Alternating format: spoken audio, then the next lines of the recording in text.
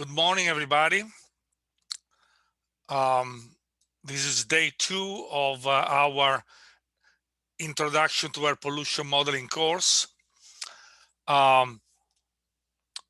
This is the schedule today. You can see my monitor, I hope.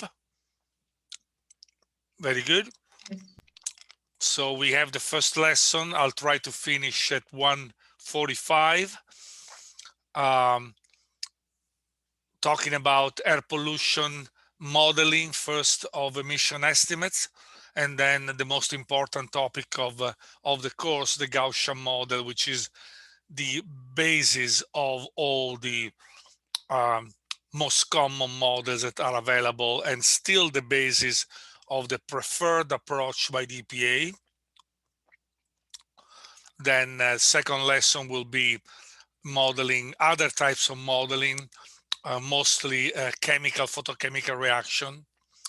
And finally, the third lesson will be modeling the effects mostly on human health.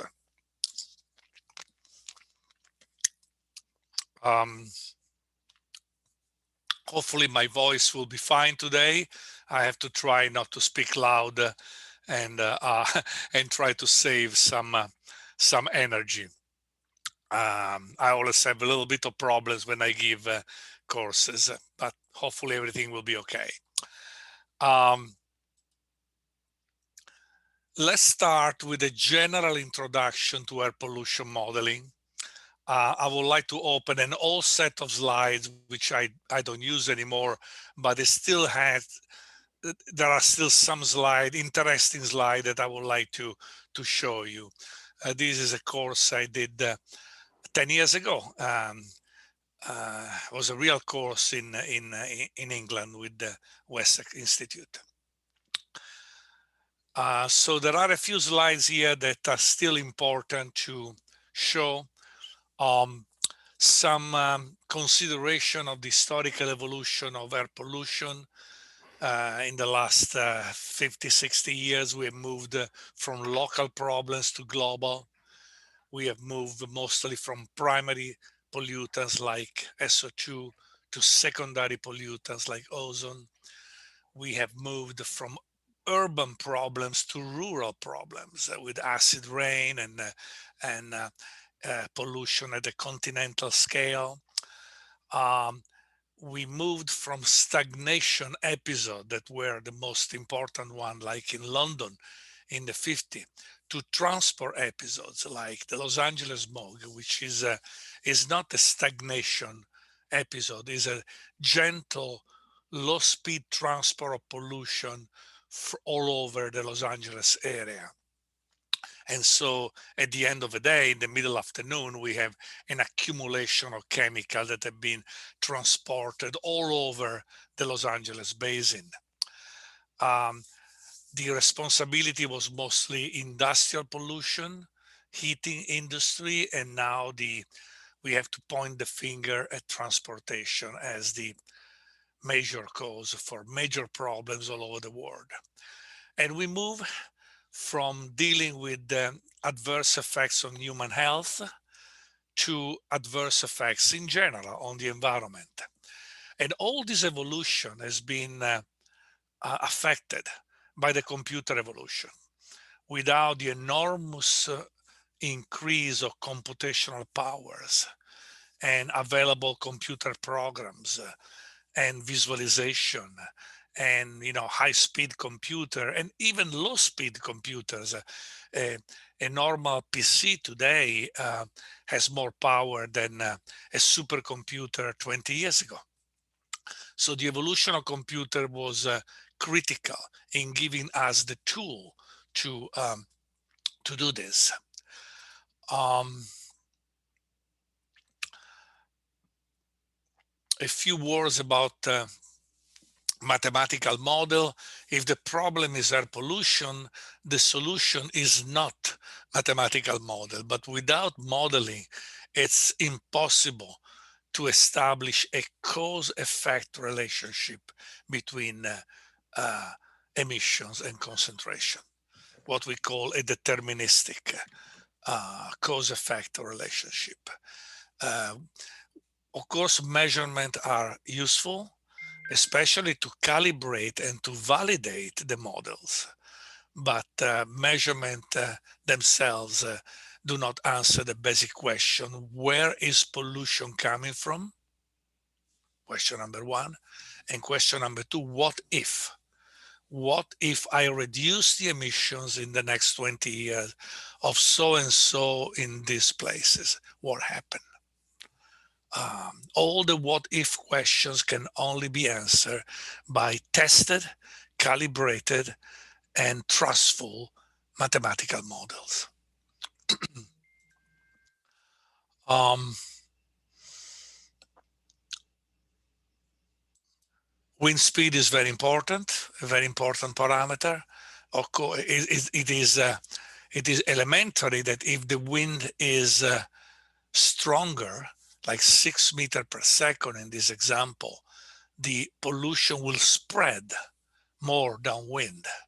And if the wind is lower, like 2 meters per second in this case, the pollution will remain at higher values along the trajectory of the plume. It's elementary. And in fact, wind speed is at the denominator of the plume equation that we are going to show in a few minutes. The lower the wind speed, the higher the concentration, because it is at the denominator.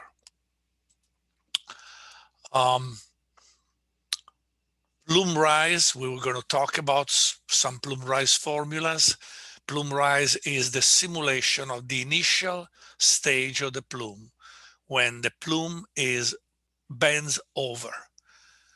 This is the bending of the plume because of the wind speed coming from left to right. So typically a plume from a stack will go up because of the energy of the exit velocity and because of the high temperature, and then will bend over. So the effective height of the plume is not the height of a stack, but is the final height of the plume above the ground after the plume rise. So that's, again, something important to keep in mind when we do modeling. And, fortunately today, all these problems are solved. You don't have to write your own programs. The programs exist, but the purpose of this course is to make sure you don't use the programs as black box. If you don't understand what's going on inside the software, it's very difficult to run the software and to understand the results. You have to have a basic understanding of what these formulas are that are solved by the program screen or air mod or CalPath that you are going to use in the future. That's my purpose, to make sure that you have a basic understanding of plume equations. Atmospheric turbulence, as I told you, is very important. Look at the clouds several kilometers above the ground. Those clouds, yes, they move, but they don't change shape, typically at the high altitude. Why? There is no turbulence. There is no, or very, very little turbulence over there. But look at the plume emitted, 20 meters above the ground. You will see that the plume has a lot of movement up and down, right and left.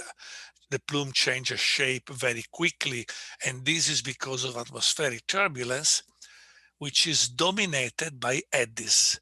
Eddies are circular motions, circular random or semi-random motions in the atmosphere. And atmospheric turbulence eddies are the main reason why the plume opens up. The plume opens up. The more the plume moves downwind, the more the plume opens in the vertical and in the horizontal. That's a typical behavior that you will see all the time.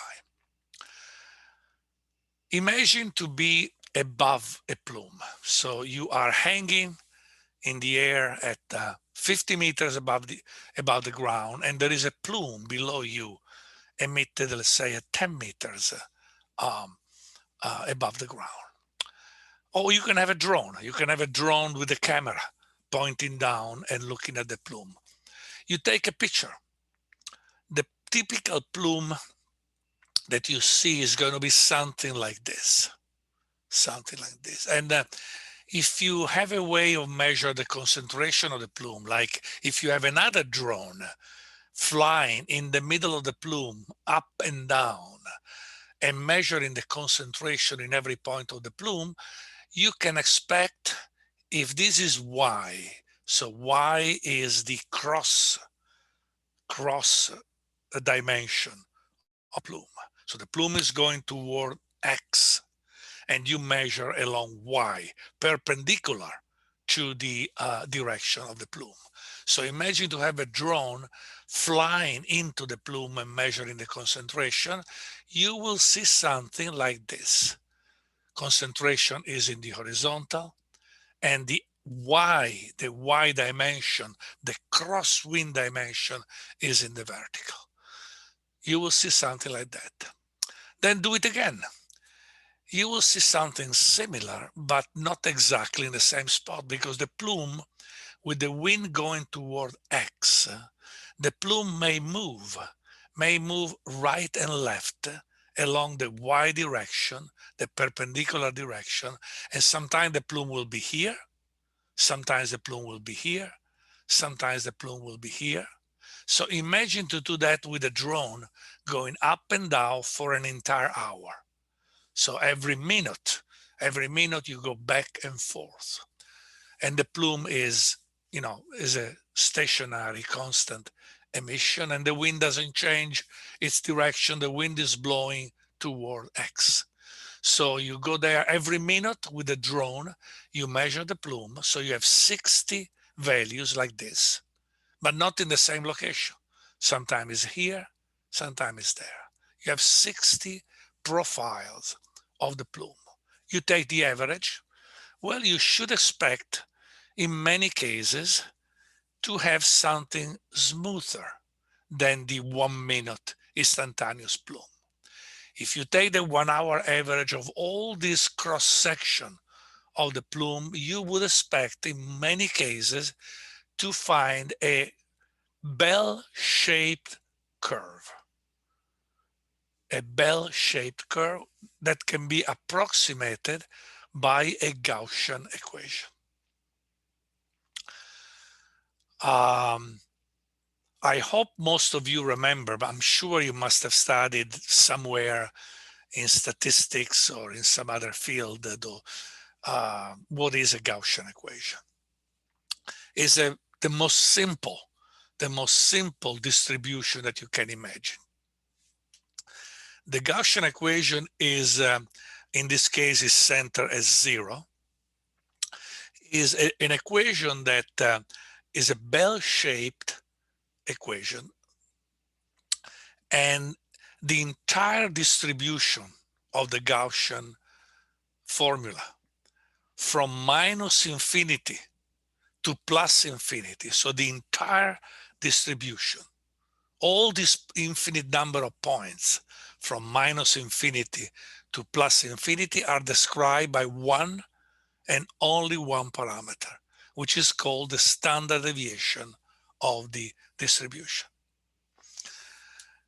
And if we look at the area covered by this Gaussian equation, 68% is within plus or minus sigma, the standard deviation. 95% is plus minus 2 sigma, and 99.7% is plus minus 3 sigma. So again, you cannot imagine a distribution that is simpler than the Gaussian. It's defined by one and only one parameter.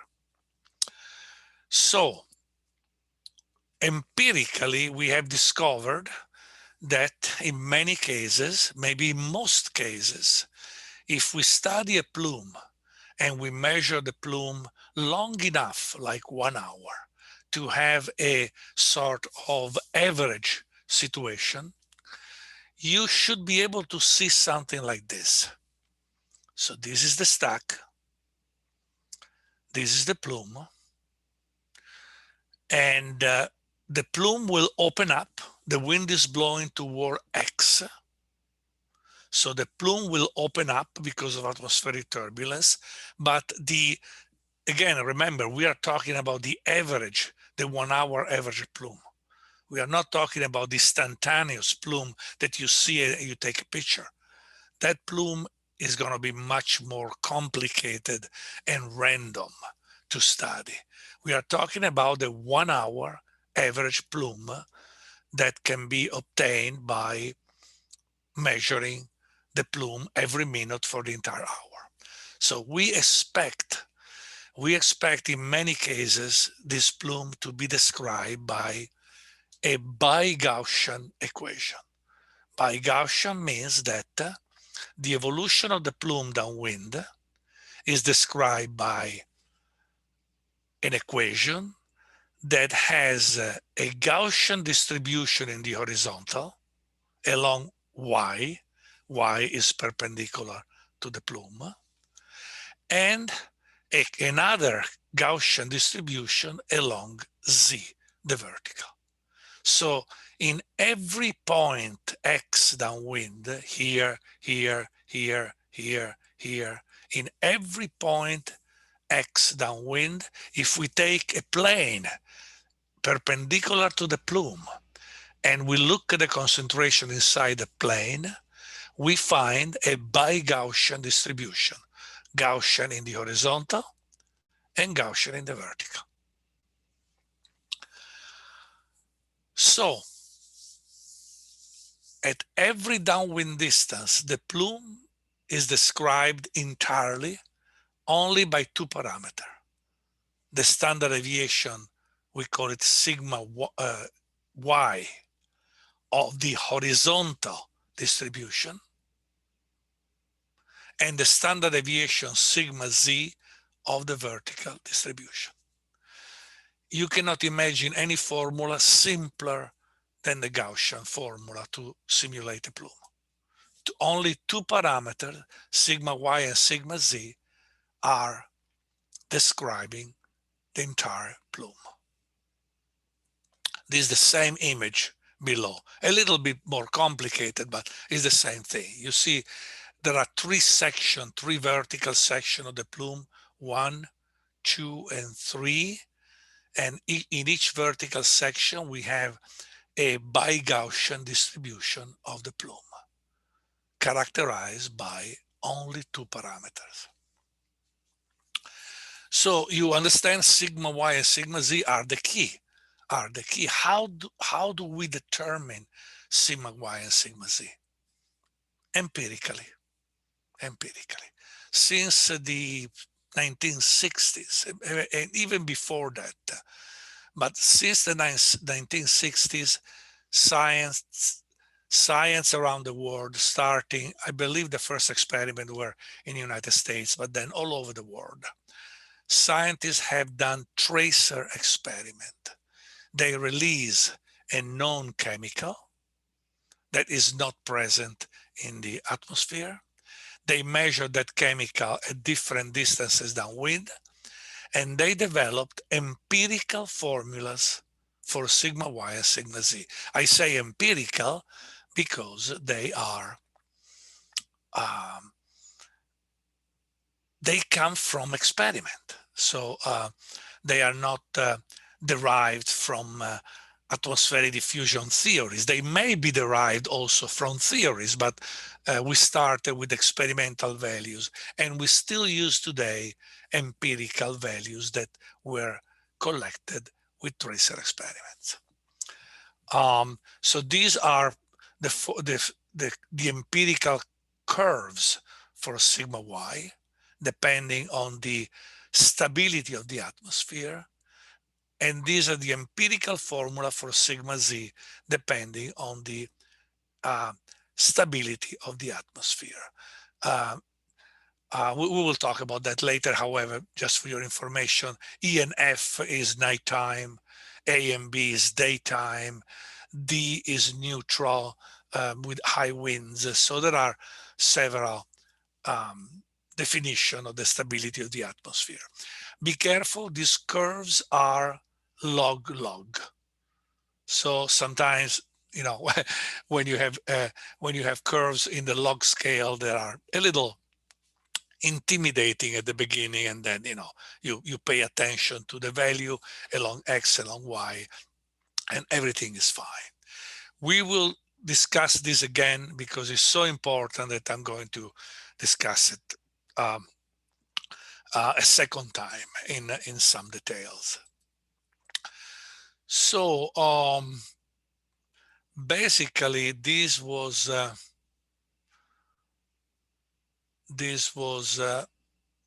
what I wanted to show you from this old presentation.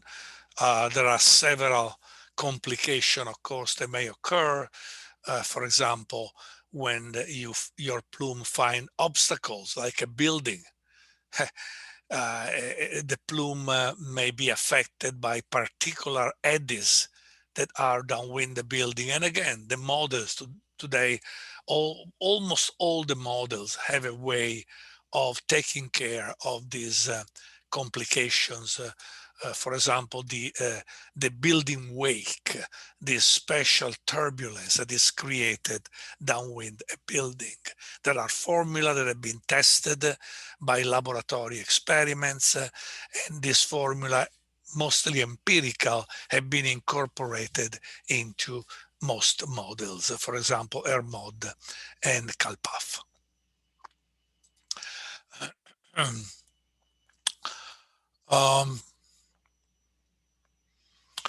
Again, let me repeat that for many people, modeling is not very useful because they say we just need to take measurement. And if the measurement exceed the values that we want, the concentration values that we want, we just need to reduce the emission. All this is correct. And if you are dealing with a power plant in the middle of a desert, and there are power plants, huge power plants in the middle of a desert with very little emissions, that's probably true. If you have a strong isolated emission, you take measurement of concentration around that emission. And if the emission is twice the air quality standards, the solution is very simple. Reduce the emission of that plant by 50%, and you should be fine in the future. So there are some cases where the basic common sense emission reduction is feasible, is useful. But in most cases, that is not true. You need to understand who is responsible for those concentration, and only models can tell you that. And in addition to that, there are certain chemicals that are nonlinear. When we talk about photochemistry and photochemical modeling, you will see again that this type of curve that I'm not going to explain now, but you will see that the ozone concentration have a strong non-linearity with the emissions, the emission of hydrocarbons and the emission of NOx. So you have to be very careful in having an emission reduction plan that is cost effective. You don't want to spend billions of dollars reducing emissions that are going to have little effects on ozone. So only models can do that. I think that's all I wanted to tell you about this introductory air pollution. All these themes will be discussed again in the next few hours today, and a little bit tomorrow. So some definitions that are always important. Modeling, essentially, the dispersion modeling is to establish, let me write it down here. Dispersion modeling is the establishment of a mathematical relationship between emissions and ambient concentration. The units, be careful, people still make confusion about this.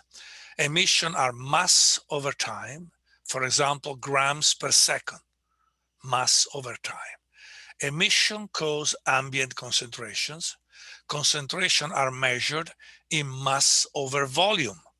like micrograms per cubic meter. So do not confuse the two units, they are different.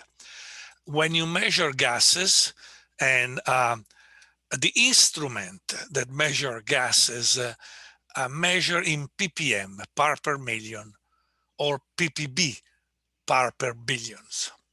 And of course, there are don't worry about that. There are converter that you can use. You select the compound, like for example, you select benzene or toluene, which has a molecular weight of 92.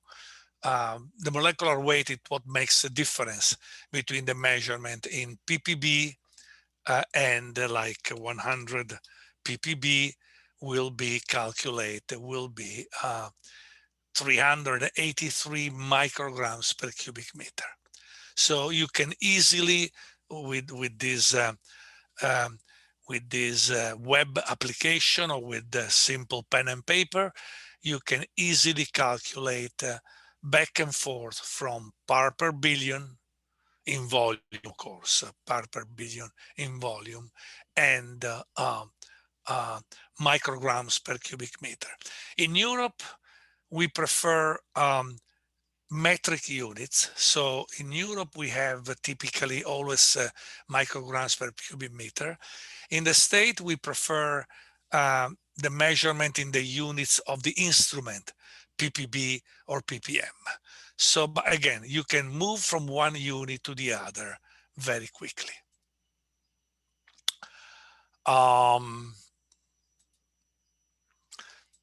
Emission modeling. We talked about emission modeling yesterday a little in the afternoon.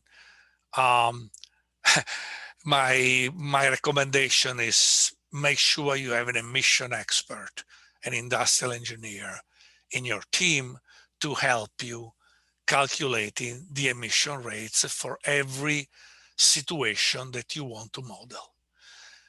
Some experts are good both at modeling and emission estimate. And some emission estimates are very simple. So anybody, any scientist can do it. But in general, you need an expert. For example, I'm working on a big case in Los Angeles for a release, a large release of methane, an accidental release. And fortunately, the agency, the California Air Resources Board, has already done all the work of calculating the emission of methane from this accident. So I have at the end of their report, the emission. It was about 3 months emission from this leak, and they vary from 60,000 kilogram of methane per hour. Yes, this is not a mistake. This was a huge emission of methane, 60,000 down to 20,000 at the end of the accident.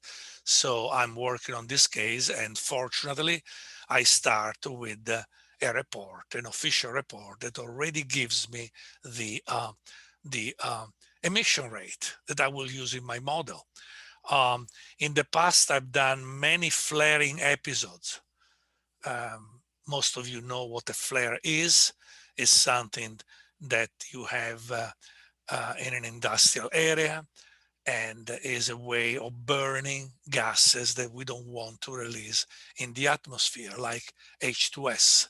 You burn H2S and you produce mostly SO2, which is again a pollutant, but not as bad as H2S. So if you have a lot of production of H2S that you need to get rid of, flaring is the cheapest and most cost-effective way. Of course, you create pollution, SO2, but not as bad as H2S.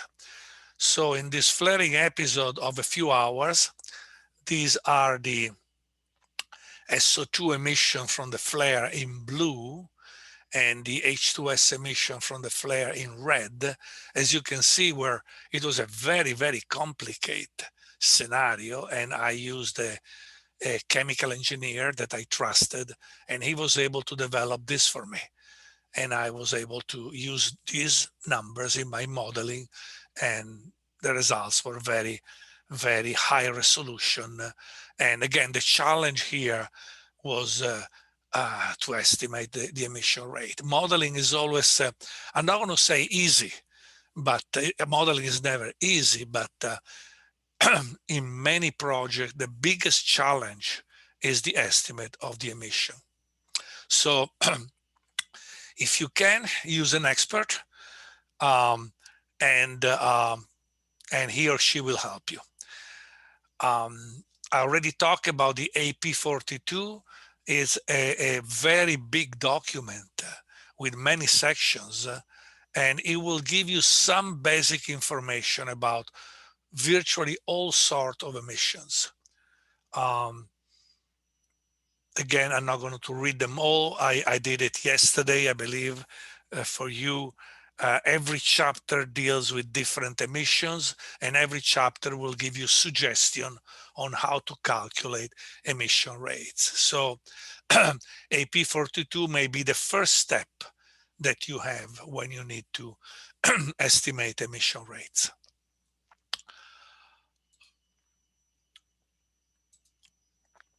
How much time do I have? I have about 10 minutes. So I'm not going to finish lesson one. I didn't expect to finish it. There is a lot of material here, but let's go back to the Gaussian model, because again, it's the most important one. I explained to you that not the instantaneous plume, but the one average plume can be assumed to have a Gaussian distribution in the horizontal and in the vertical. What is a Gaussian distribution? I'm showing you again the curve. The entire Gaussian distribution can be described by one and only one parameter, the standard deviation sigma of the distribution. And what is the formula describing this curve? You see here probability. Those of you who have studied probability or probably already saw the Gaussian distribution used in probability studies. In this case, is not the probability, is a distribution of concentration. The distribution says that the highest concentration values is always, as we expect, in the center line of the plume. And then the more we move away from the center line along Y or along Z, the plume concentration decreases. And how does the concentration decrease? With a Gaussian. The maximum is here at the center line of the plume. And the more you move away with Y, crosswind, or with Z in the vertical, the more you move away from the center line, the concentration decreases. Very simple. And this entire distribution is described by one and only one value, sigma. This is the formula. This is the formula. X typically, mu, the average is typically 0, so it disappears. And if you look at this formula, pi is 3.1, E is 2.7. You all know these numbers. So again, for the FDX, the values of this distribution are defined for every value of x from minus infinity to plus infinity. They are defined by a formula in which the only parameter is sigma. All the rest is known. So we expect the formula to be a bi-Gaussian distribution, because there is the horizontal with sigma y and the vertical with sigma z. A little complication: when the plume touches the ground, it will not disappear under the ground. We know that. the plume will be bounced back into our domain. So we need to add an imaginary source below the ground. I know it's funny, but that's the way it is. We need to add an imaginary source below the ground that will give the contribution caused by the reflection. So our final formula has three exponential terms. The exponential showing the decline of the plume along y in the horizontal, and two formula for the decline of the plume along z. The normal one, and the second one is the imaginary source below the ground, giving another term. In most cases, we are only interested of the plume concentration at ground level at the center line of the plume. So we are only interested in calculating the concentration along this line. Ground level, x. So this formula y is 0, so this exponential become 1 and disappear. Z is 0, so these two exponential are the same, and they are multiplied by 2, and actually we remove the 2 here from the equation. So in most cases, the equation become much simpler, but again, to understand the equation, you have to think in this term. There is a plume with a Gaussian distribution in the horizontal and a Gaussian distribution in the vertical. And this formula represents the average 1 hour plume. Average 1 hour plume, of course, if the emission is constant and if the meteorology is constant. The wind direction doesn't change, the wind speed doesn't change. What are the terms here? Q is the emission rate, mass over time, emitted in the point 0, 0 h from here. U is the wind speed, meter per second. Sigma y and sigma z are the formulas. And the concentration is calculated in the generic point x, y, and z. I already told you that in most cases, y is equal 0, z is equal 0, so it's only the point x. Question, think about it. This formula is, I just told you that in most cases is only a function of x. X is the downwind distance. Well, I don't see any x in this formula. How can we calculate the concentration as a function of x if there is no x in this formula? Somebody raise a hand and explain that to me.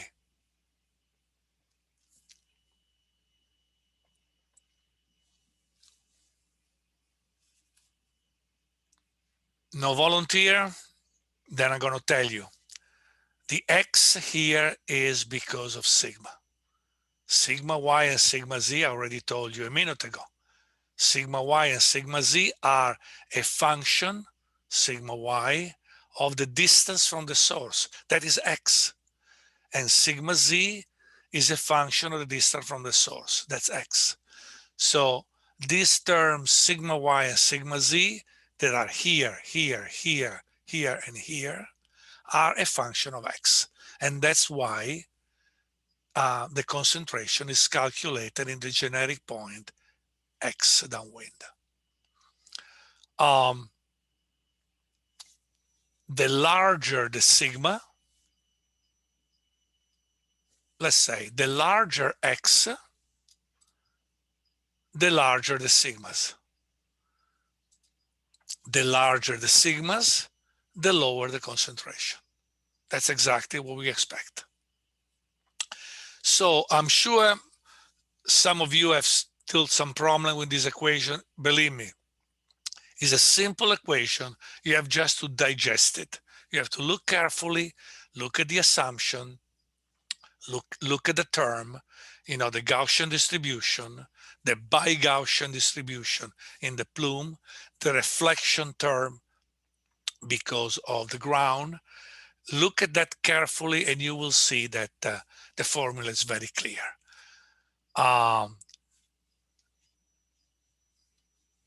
There is a free calculator here that I want to show you that solves the formula for you. Is a very good idea, by the way, at least once in your life to solve it with pen and paper. You know, once, only once, because after that you will use the model.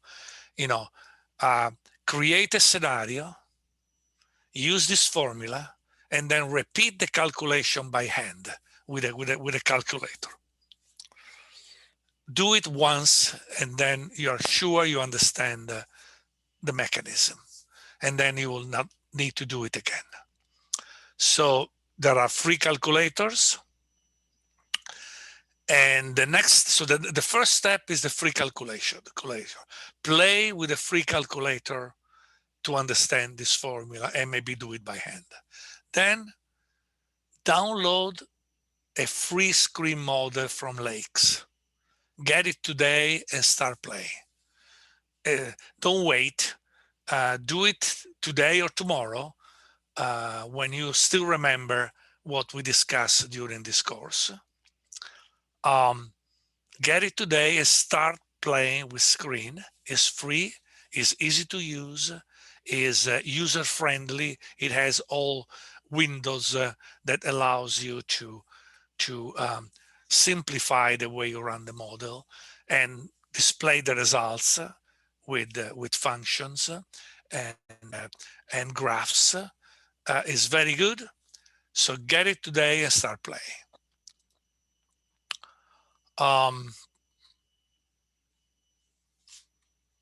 What is this?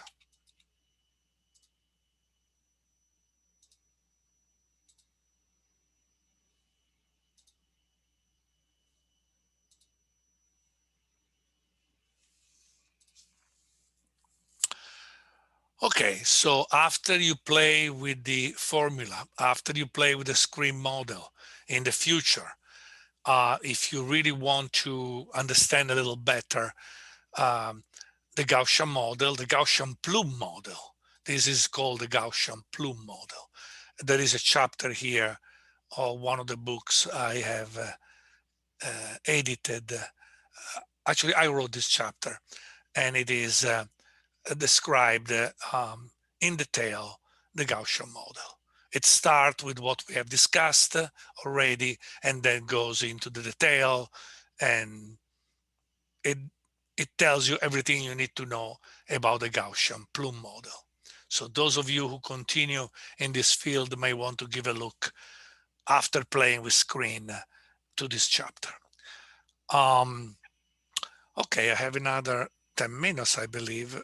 No, we have to interrupt here to have the questions and stop at 1:50. So we stop here for now. We'll continue in the next lesson. Questions, comments?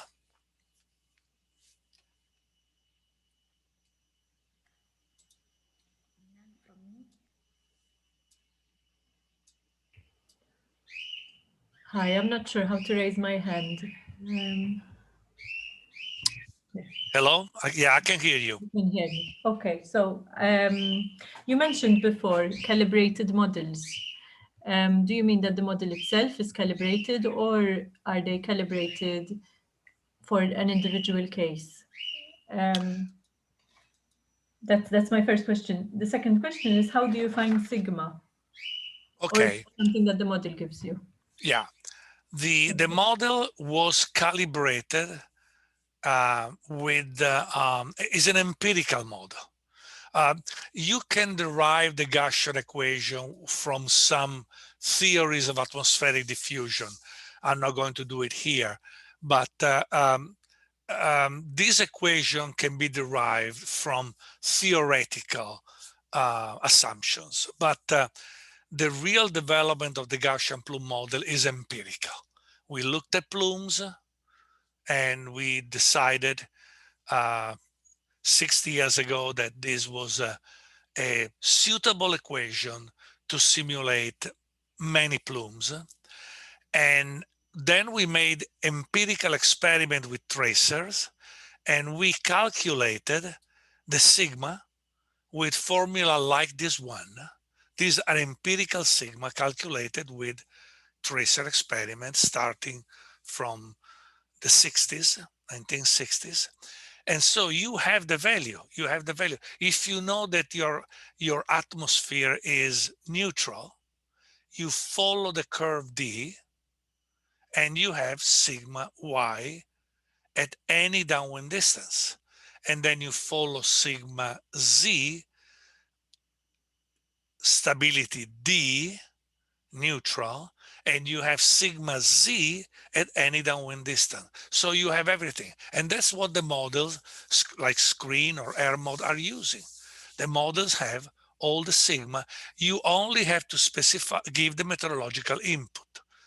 And the meteorological input again is calculated by other programs that you can use. For example, AirMet, which is the meteorological preprocessor of AirMod. And so there is software to do everything. You don't have to struggle with any programming. Models today have everything inside, but you need to know, again, you don't want to use the model as a black box. You need to know the basic science behind the equation and the input that this equation is using. Did I answer your question or Yes, got yes. carried away? No, Okay, I tend to be carried away no, sometimes. no. But okay, but the model has everything. The only thing you have to worry about running a model, running a Gaussian plume model, you need the emission, of course. That is your emission for your case, and you need the meteorology, like wind speed, wind direction, temperature, and then the model will do the rest. Thank you. Okay, we have another minute for another question or comment. Hi, Prof. It's Maputia from Council for Geoscience. Say it again. It's Maputi Kwata from Council for Geoscience, South Africa. Can you hear me? Yeah, I can hear you, but not perfectly in focus. Try to repeat slowly, please. Okay, it's Maputi Kwata from Council for Geoscience, South Africa. Sorry, can somebody else clarify this question for me? She's just introducing herself. She didn't ask a question. Yeah, I have a question. I do have a question. How do you do validation whereby your model could give you errors? Validation. Okay. Well, validation in terms of identifying errors and uncertainties for the models. How will you know that? Okay. These models, like AirMod, Gaussian plume model, do not really need to be validated. They have been developed using tracer experiment in the United States and verified with other tracer experiment in Canada, in Europe. So the developer of AirMod can say the model is ready to be used. Of course, you need the proper input, you need the proper emission rate, you need the meteorology, but you don't need the model has already been sort of evaluated and calibrated. However, it's always a good idea when you apply the model in another continent or in another town to revalidate the model. And that's what we discussed yesterday when we talked in the afternoon. Let me show you. In the afternoon,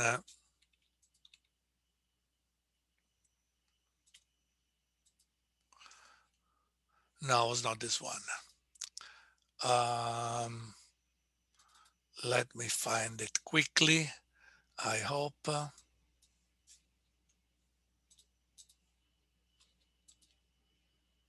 Yeah, this one.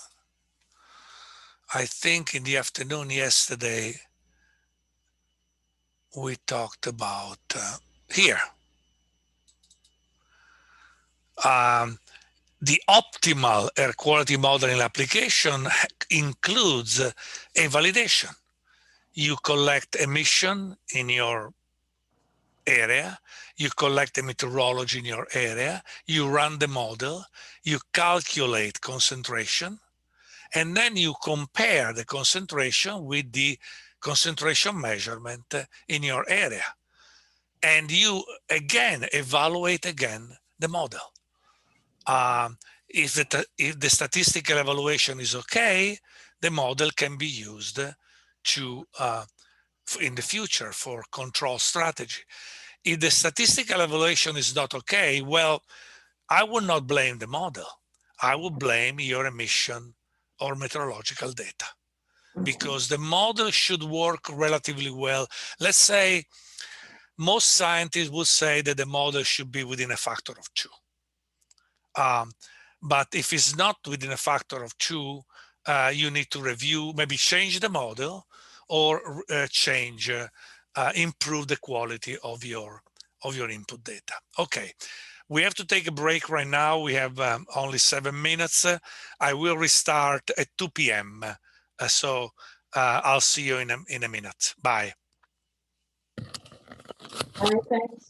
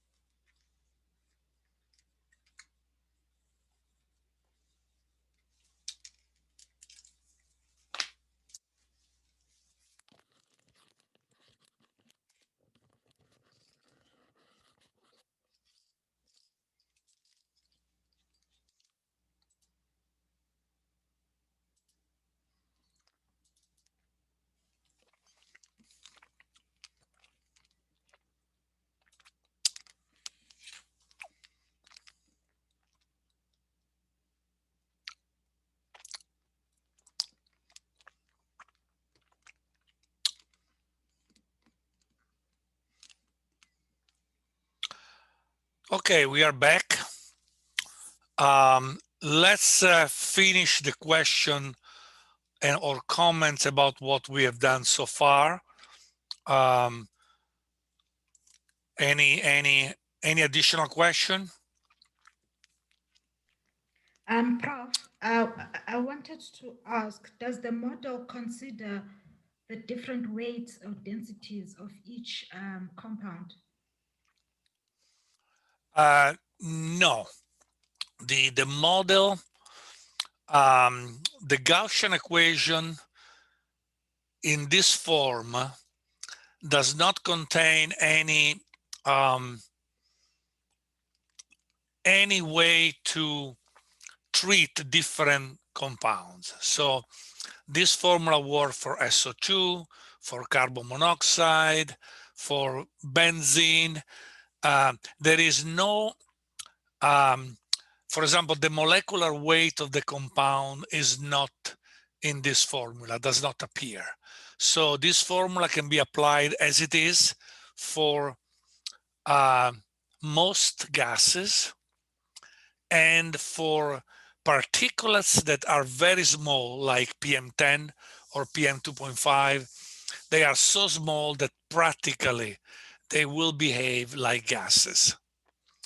There are situations where some chemical, for example, chemical with a very large molecular weight, may require different formulations, like heavy gas modeling that we don't have the time to discuss today or tomorrow.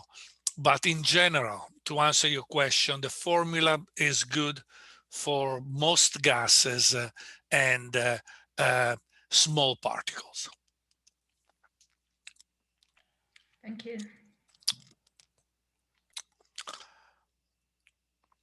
Very good, and thank you for asking this question, because it is something that I wanted to clarify. Is quite important. We were here. There was no way to finish this section during the first lesson, so we will continue here. I hope to finish everything in the morning. We may have to continue a little bit in the afternoon. We'll see. We'll see. Plume rise. Most models have plume rise equations that are already there. You don't need to worry. The model will calculate plume rise, but you need to have a basic understanding of what plume rise is. When you have a stack, the height of the stack is hs, and then because of the vertical velocity of the fumes and because of the temperature of the fume will move vertically up, and so there is a delta H called plume rise that allows the plume to have an effective height of capital H. So this is the real center line of the plume.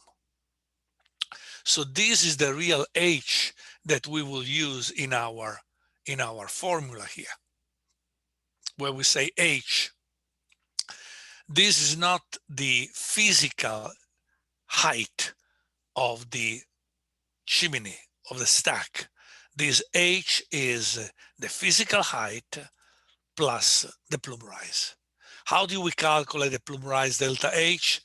There are many formulas, simple and complicated.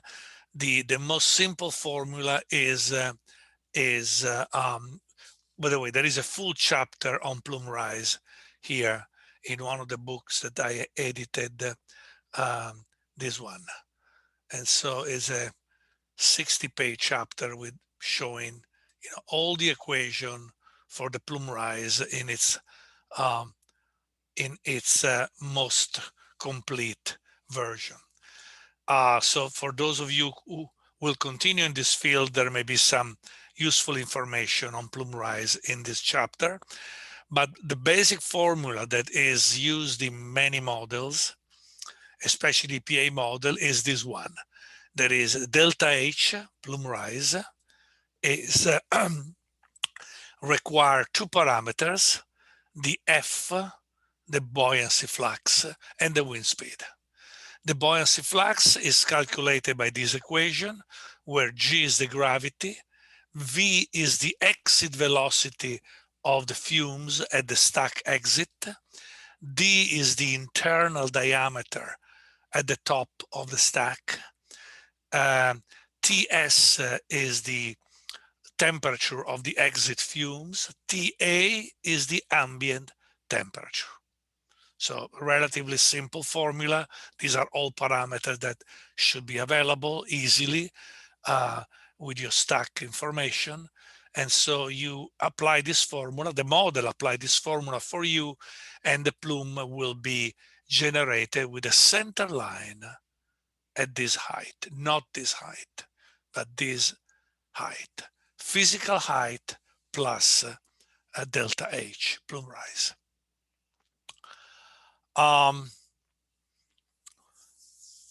The most used Gaussian plume model recommended by the EPA, actually preferred by the EPA for application, short range application, 10, 20 kilometers maximum, let's say 50 kilometer maximum, some people say, is the air mode. So after you play with the Gaussian formula on your own with pen and paper, after you play with the screen model, which you will download today or tomorrow, promise, the next step is to use EPA air mode. Don't forget, this is a static model. Every hour is a steady state. So there is no memory of pollution on the previous hour. It's not a dynamic model. It's a static model, steady state. Every hour you have a plume, steady state, going in a certain direction, and the equation is applied only for that hour after hour, day after day. Many remote simulations are recommended for 5 years, hour by hour, in order to have results that are relatively covering a sufficient period of time to be sure that we include most of the meteorological variation that we can expect in a certain area. The model is well tested. The formula and the sigma and the plume rise are all calibrated. It is used all over the world. You can download a free version from the EPA site of AirMod with the user's manual, with the test, with the experiments, with everything. EPA.gov Scrum is where you find all the information about modeling recommended by the EPA, and AirMod is preferred, is number one.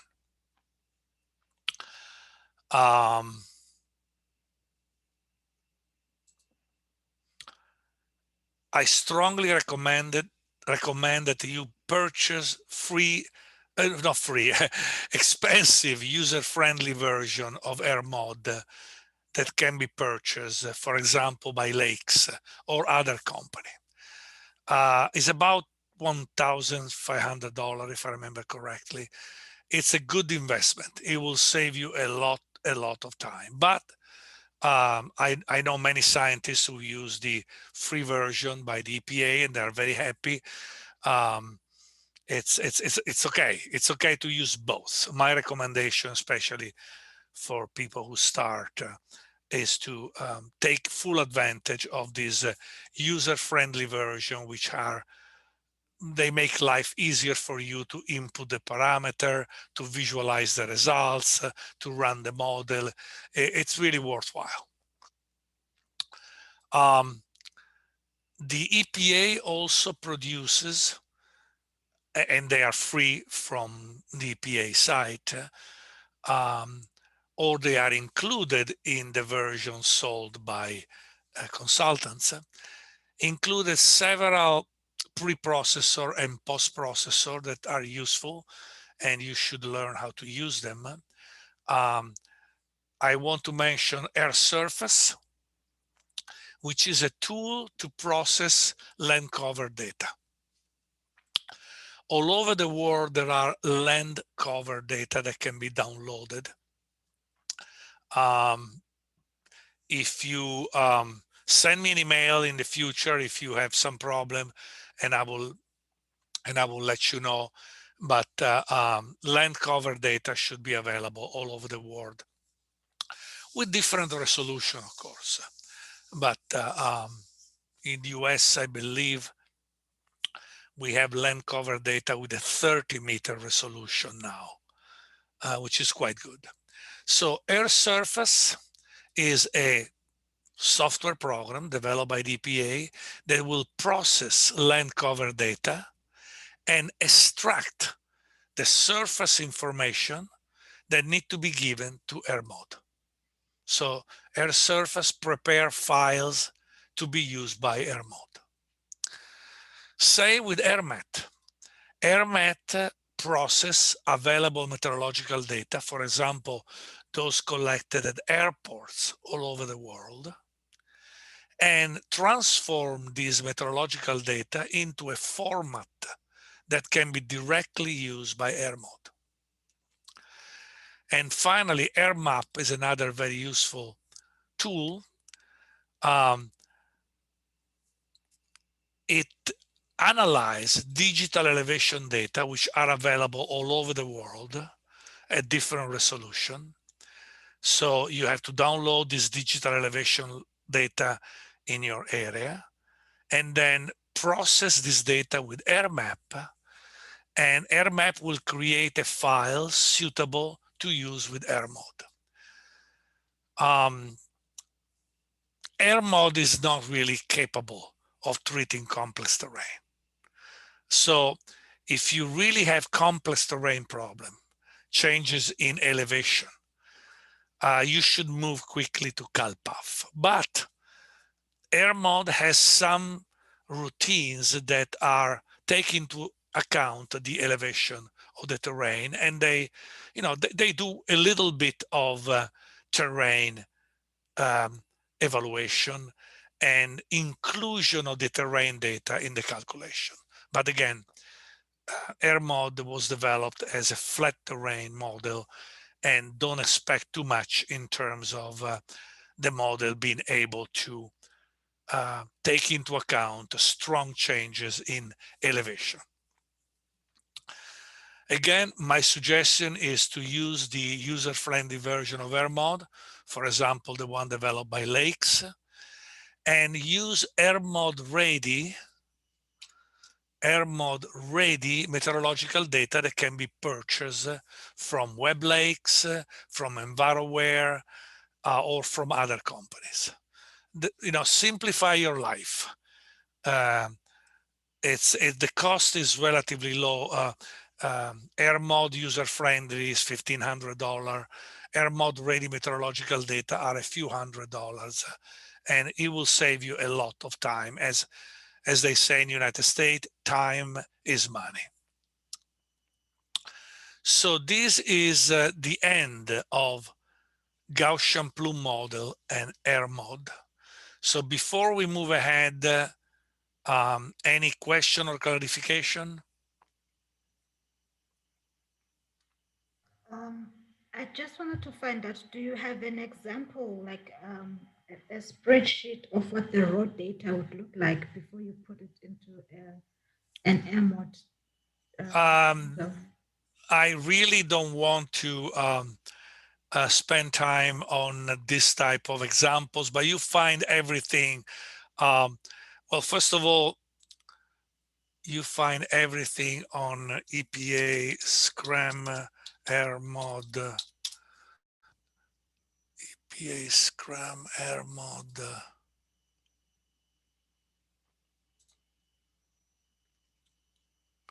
Here, there is a lot of information about model documentations, test cases here. This is a zip file with the test cases that you can analyze. modeling support document. You have a lot of information here. If you, let's try something, air mod examples.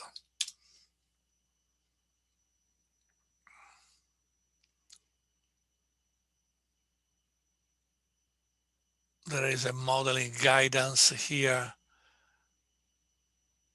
in North Carolina. I think that's something that you can find on your own. If you do not find what you want, send me an email and I will extract some good example for you in the literature. So we can do that after the course. Any other question? Hi. I was wondering whether, I'm sorry, I can't start my video. Are these models suitable for transport emissions? So if you're modeling the emissions from cars. And the other question is, you presented two preprocessors. One is air surface and one is air map. And I wondered whether those two do the same thing, because they both seem to deal with the surface situation. So you do either air surface or air map, or do you use both of them? No, air surface is to determine the surface characteristics. For example, the albedo characteristics, which is the reflection of the light from the sun, the roughness, which is the presence of vegetations or building or flat terrain. So those are the surface characteristics. Instead, air map is just the elevation data. Whether Elevation data or anything like that, mountains, hills, valleys, that sort of thing. Elevation above sea level. Okay. Very good. And there is the other question about transportation. Can you use AirMod to model emissions from cars? Yes, you can. The problem is that AirMod was developed initially to treat a stack. That's the most common use of AirMod. However, AirMod, you can input line sources, can be a segment of a highway, can be a area source, which is an intersection of the highway's area. So you can input emission that are not a stack.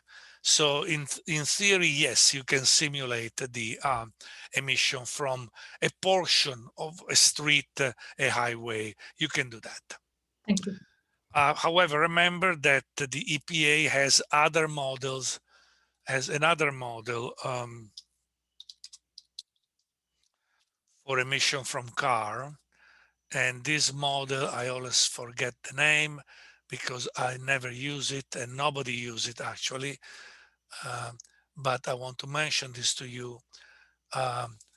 Preferred recommended model, there is a traffic model here, Cal3QHC, a traffic model to calculate emission mostly of carbon monoxide. Very few people use this model, and the reason is that we really don't care anymore about carbon monoxide. Carbon monoxide has been reduced emission from car enormously, at least in the United States. When we talk about car emissions, our main concern today is photochemical modeling. So, but you may have a situation, for example, if you have a school near to, or a hospital near to a major intersection of a highway, you may want to use AirMod or Cal3QHC to calculate the impact at the school with children or at the hospital for this, just for CO from the highway nearby. So you can do that. It's called special modeling analysis of sensitive receptor. Sensitive receptors are locations like hospitals, schools, retirement houses, where you want to be extra sure that your air pollution impact is not only below the standard, but as low as possible. Thank you. Very good. So There is a raised hand by Ariana. Yes, can you hear me? Barely. Try Okay. to scream like me. All right. So when you say land cover data, are you referring to digital surface models? Land cover data are data that you can download in many countries. They are available on the web. So these are analyses that were done today using satellites to categorize the land cover. If you are particularly interested in this, send me an email. And in all my project, I have to download and utilize land cover data to know, is this a vegetation? Is this a desert? Is that urban area? So if you have, send me an email and I will send you a couple of examples of land cover data. Maybe I can do it quickly. Land cover data. For example, in the state, the USGS gives a national land cover database, and you can download from this site the land cover data. And you see, this is the satellite image, and this is the land cover data in which each color has a meaning. There are, if I remember well, there are 60 or more categorization of land cover that that can be used.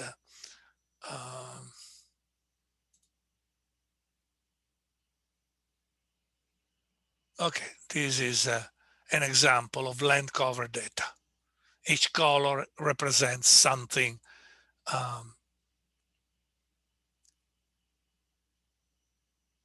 Yeah, again, if you're particularly interested, send me an email, and I have all my projects have images of land cover data that we have downloaded. I don't know about other countries, but at least with the not a high resolution like United States of 30 meters, but with other resolution, land cover data should be available all over the world, Very good. So no more to say about Gaussian plume model. But of course, people have worked a lot to improve the Gaussian equation to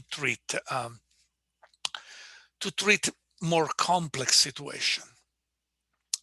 Let me remind you, the Gaussian plume model, like RMOD, every hour is a steady state.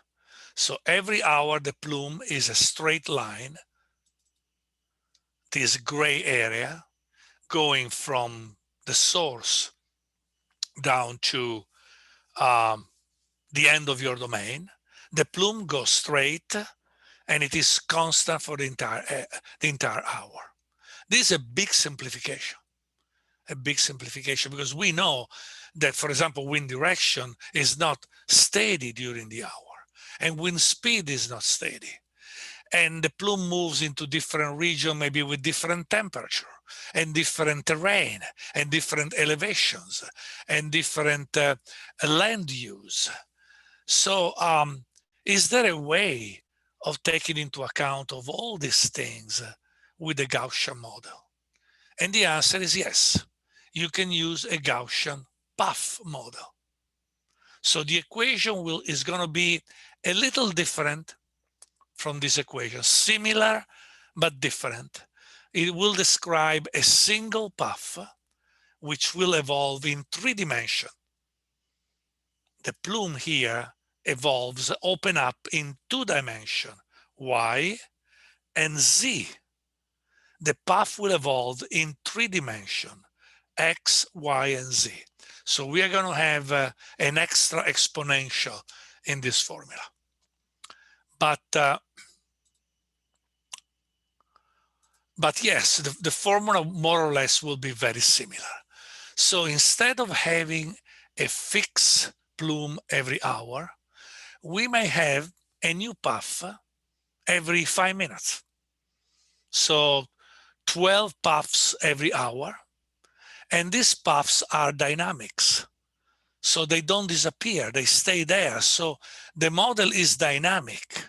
Each hour concentration is a function of the new puff and the old puff. The model is full three-dimensional.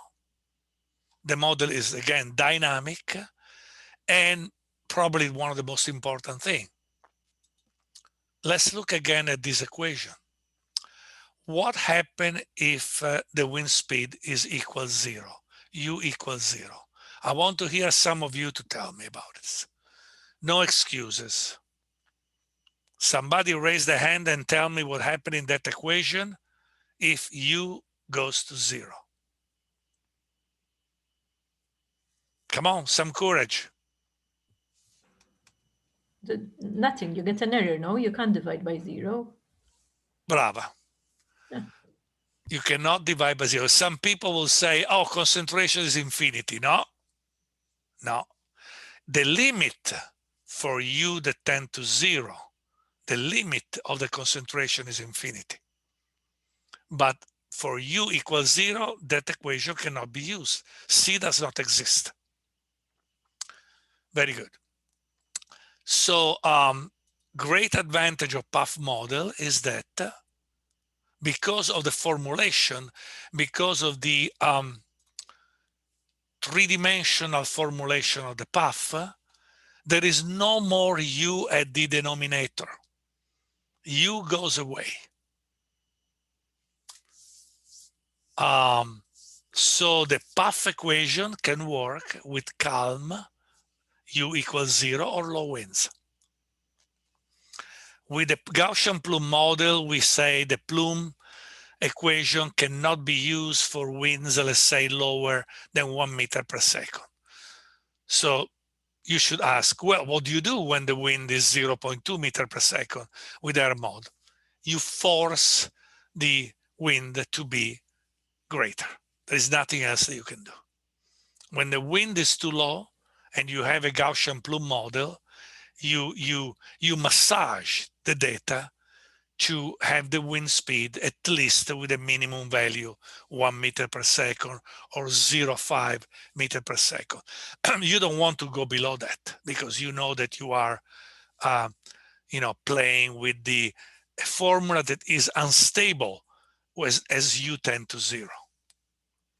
But with puffs, puff u is disappear, and therefore you have a method of treating calm and low wind conditions.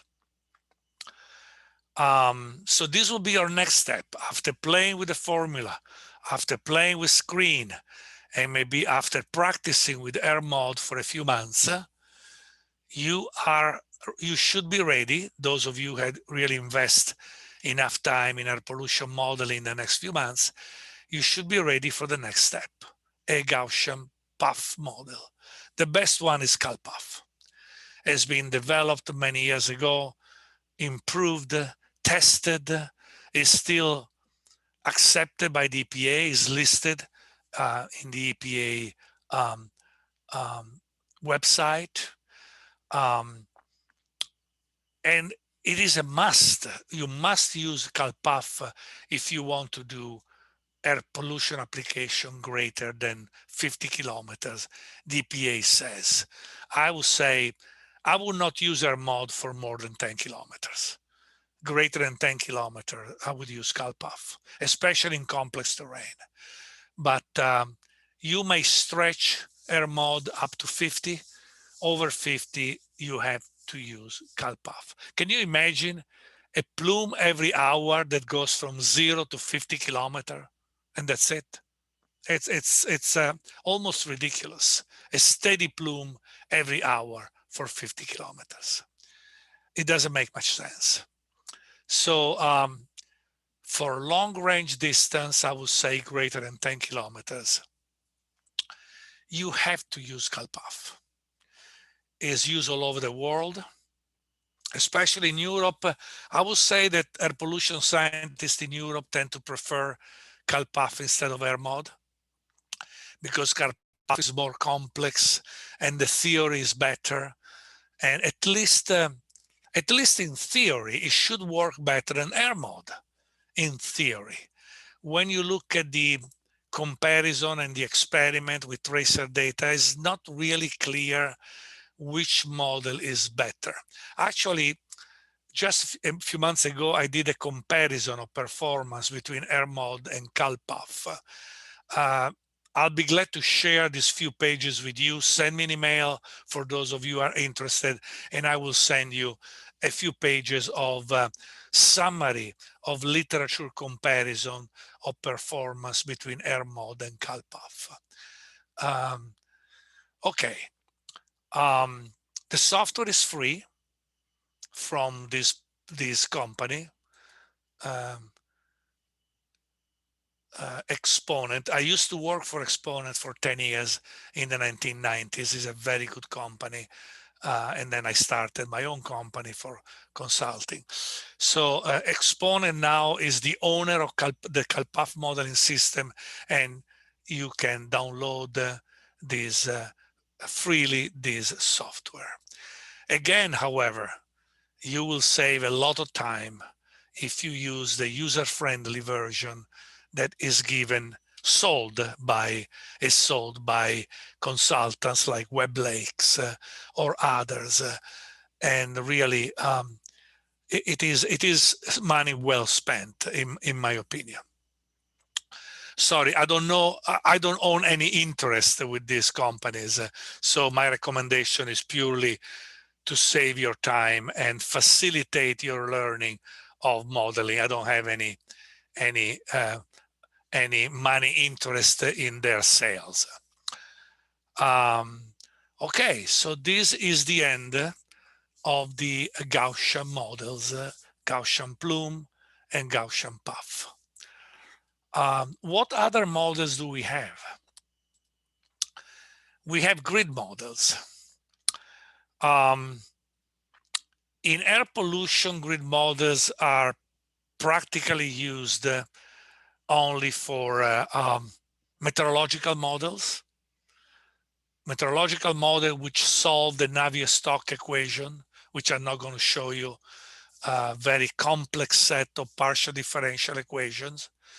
And this complex set is solved by so-called meteorological model, numerical model, forecast models. They have different names.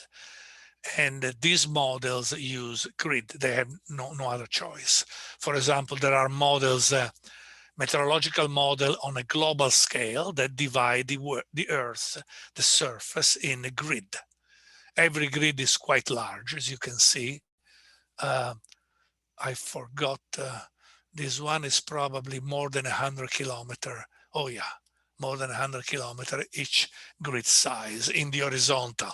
In the vertical, there is a grid in the vertical, which is smaller, of course, but in the horizontal, they are quite large. So these grid models are used for meteorology, and sometimes the output of this meteorological model is used as input for AirMod and CalPAF.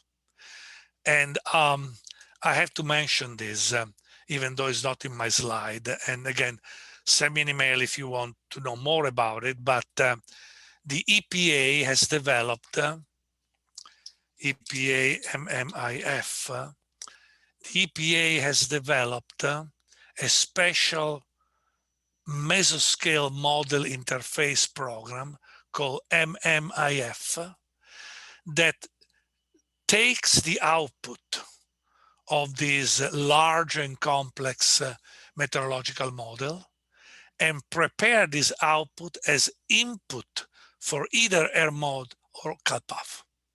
So this will be a next extra step for you in the future. After using AirMod in the traditional way, using, for example, meteorological data from the nearby airport, you may try to use the MMIF program of the EPA to use these meteorological model outputs on a large scale and adapt this output into input for ERMOD and CalPAF. So I'm not going to say more. For those of you interested, send me an email and I'll help you. So meteorological model can be on a global scale.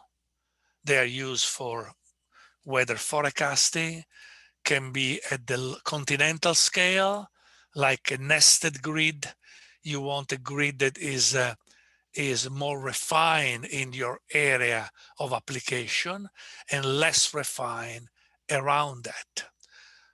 This is another example of a meteo grid, a very high resolution in Holland on a regional scale. So you have a lot of meteorological model available in the literature, and you can also purchase the output of this model. So you don't need to run them. They already done the runs for you virtually everywhere and for every year. So you go on the web and you can purchase the output of this model, this three-dimensional model, virtually in any area for a few $100s. Okay, we have about 10 minutes. So, okay. Grid models are used today, again, meteorological modeling, some advanced plume simulation, which I'm not going to elaborate, but there are advanced plume rise calculation, street canyon, pollution in street canyon. This is very important for to forecast possible terrorist attack in cities like New York, where there are a lot of buildings and there are a very small area with, we call it street canyons between big building, and the pollution diffusion in those street canyon may be quite complicated. So you may want to use advanced grid model to simulate the street canyon in a city for traffic emission and for possible terrorist scenario, and indoor modeling. We are not going to talk about indoor modeling, but again, I already told you, we spend 90% of our life indoor, and sometimes indoor pollution is more dangerous than outdoor. And indoor modeling really, to do it right, requires grid models, so-called computational fluid dynamic model. But finally, photochemical modeling has to be a grid model, and this will be the next lesson. Since I only have 7 minutes, yes, I'm not going to start the next lesson. So we will take a break, but we have about 7 minutes for question about what I have discussed so far.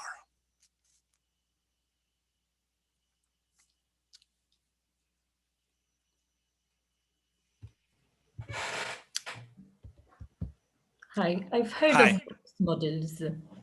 box models. Have you heard of these? I don't know what they are, or Yeah, another word for grid model, I don't know. box model were at the very beginning of air pollution sciences. I remember some of the first papers I read when I started in 1971 were box model, like the Gifford Hanna box model of a city. They were effort at the beginning of air pollution studies to simplify things, and then they are not used anymore.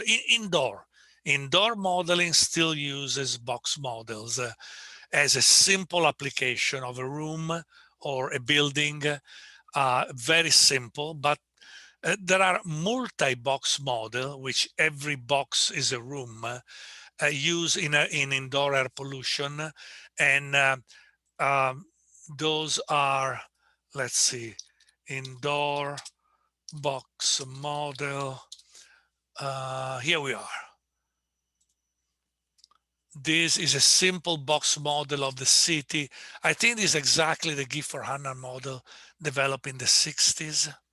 And then you can have a box model of a house with injection of radon from the floor. So they are still used, but not for ambient air pollution. Ambient air pollution, you use the Gaussian model, or if you have, for photochemistry, you use a grid model. Thank you.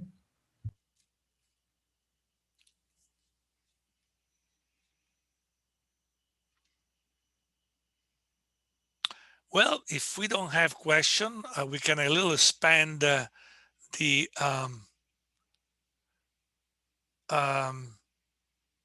interval from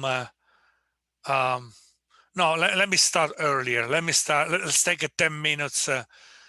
So let's start at 2:50 because I am behind with my schedule. So let's restart at 2:50 and we'll do a full hour till 3:50. Okay, so see you later.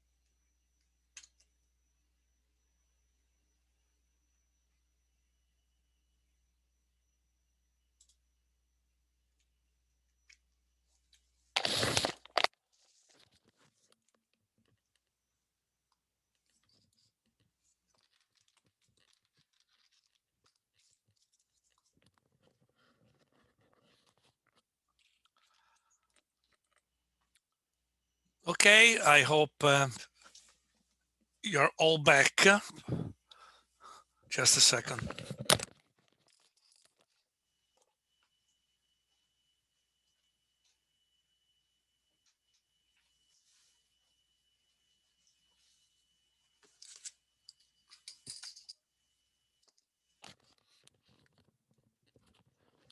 I hope you're all back, and let's have a lesson until 3:50 or 3:45. Let's see. I'm a little behind, but that I knew it would happen.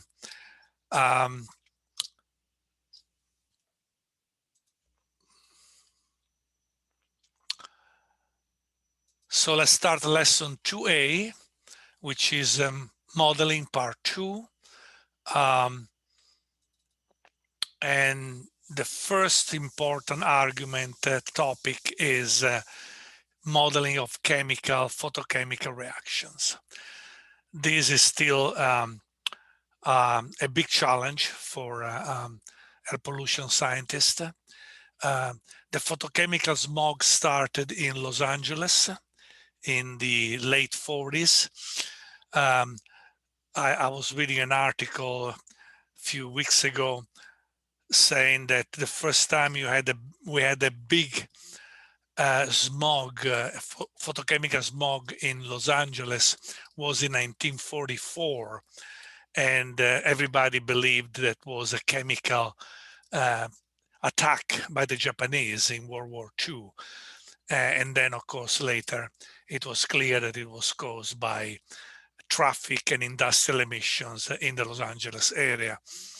Why it happened in Los Angeles for the first time?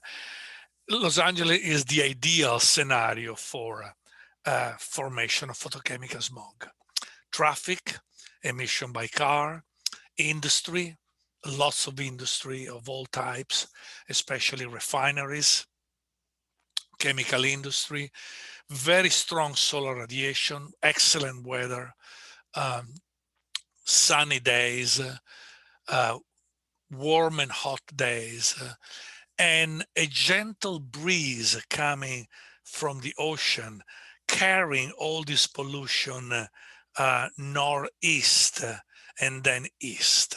So all this pollution accumulate and cooks with chemical and photochemical reaction for the entire day. So we have this cycle of pollution, which is very typical. It starts in the morning with people going to work and extra emission from cars, and then it accumulates because, again, the wind is going through from the ocean to the city and east, picking up new pollution in every point. And then at the end of the day, and not in Los Angeles city, but northeast of Los Angeles, in other cities of the Los Angeles basin, we have the worst air pollution impact. I lived in the 80s in Pasadena, which is close to Los Angeles, and the smog was really horrible. Today is better, still there, but it's better. So it started in Los Angeles, then it spread all over the world.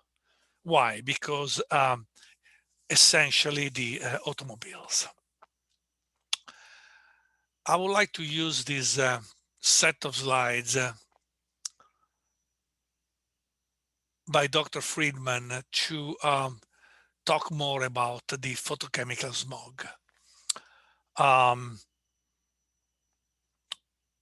The ozone is one of the main products of the photochemical smog. Actually, it is the biggest indicator of the photochemical smog, but it's not the only one. There are dozens of other pollutants that are produced with the photochemical smog. But ozone is the most visible and the easiest to measure. So ozone has become a symbol of photochemical smog. And as I told you before, there are no emission of ozones, no emissions of ozone. Ozone is a secondary pollutant formed from chemical reaction between NOx, anthropogenic emission, VOC, volatile organic compounds, practically these are reactive hydrocarbons, and sunlight, strong solar radiation. These three components create the photochemical smog. There is nothing we can do for sunlight, but certainly we can try to reduce the photochemical smog by decreasing the emission of the so-called ozone precursors. The ozone precursors are NOx and VOC. That's the only thing we can do to reduce the emissions of these two chemicals. How to reduce them, that's a challenge. That's a challenge. Let me also remind you that there is good ozone and bad ozone. The good ozone is the one that is in the stratosphere, is produced by natural photochemical reactions, and this ozone is protecting us from strong and dangerous solar radiation, ultraviolet. So this is the good one. The bad one is the one that we have on the surface, which is a pollutant and doesn't protect us from anything, but is a sign of photochemical smog.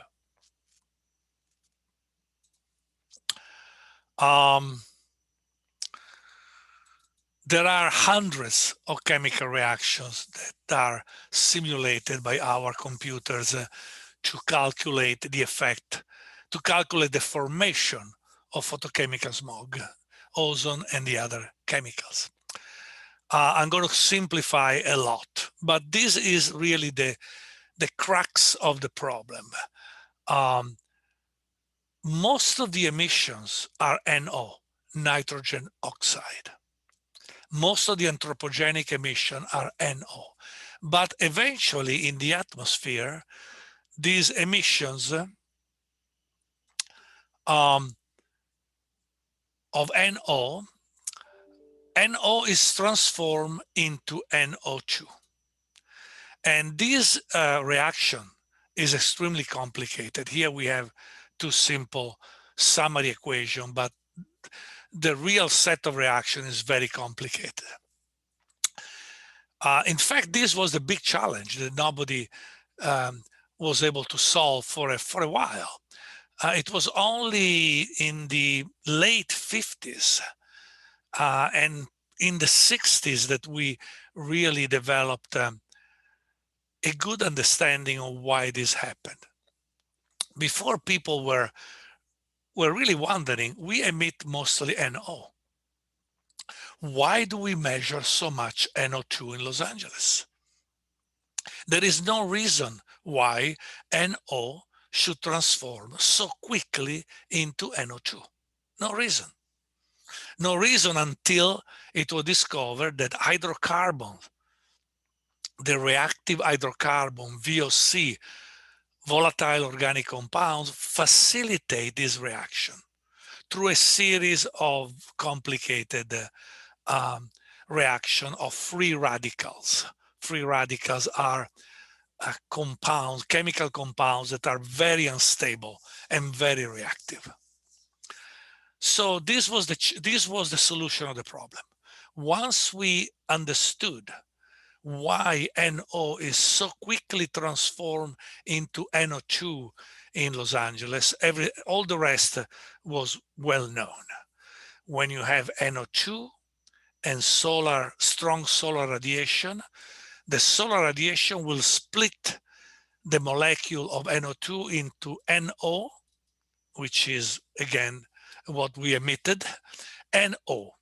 O is a single atom of oxygen and very reactive, extremely reactive and unstable. So O, the oxygen atom, will combine with molecular oxygen, which is stable and available in the air, of course. 20% of the air is oxygen, so there is a lot. So O will react with O2 and form O3. That's ozone. So to create ozone, you need NO2 and sunlight. And to create NO2, you need VOC. That's in a nutshell, that is the reaction. Finally, O3 again is very reactive and will tend to react with NO by creating NO2 and oxygen. So NO2 will go back to this equation with sunlight to create NO, O and ozone. So it's a chain, it's a circular chain. So I hope you understand it. It's not very difficult, but you have to look carefully at this reaction. And when does it end? When does it end? At sunset or near sunset, when the sunlight disappears or is very weak. So we have NO2 in the atmosphere, but we don't have creation of O, and therefore we don't have creation of ozone. And actually, during nighttime, ozone will be consumed by nighttime emission of NO. So nighttime ozone will decline or disappear. And then the next morning, everything restarts again the next morning. And every day is worse because every day starts with more pollution. So you have episodes in Los Angeles of several days with a lot of heat, a lot of solar radiation, a lot of emissions, and this cyclic formation of ozone. This is what models do. All these equations are solved numerically by photochemical models that operate on a grid. They operate on a grid.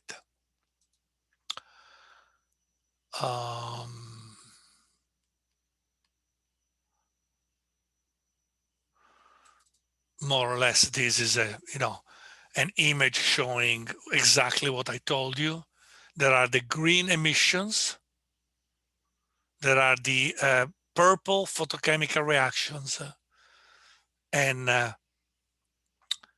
this is what happened. Sunlight is absolutely essential.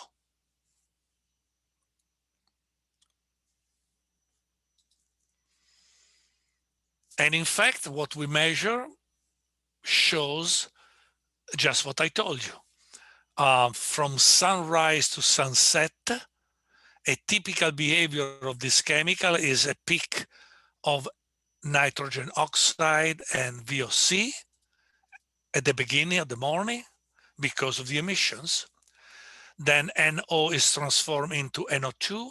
So we have later a peak of NO2, and then NO2 will split and create ozone, and later we have a peak of ozone until sunset when ozone goes down. So we have these three peaks that we measure. And by the way, these three peaks happen at different locations. This is the Los Angeles area. I don't know why it's not on focus. I apologize for that. But this is the Los Angeles area. This is the, let's do here. Yeah. This is the Los Angeles area. This is downtown Los Angeles. And there is a sea breeze carrying a light winds northeast.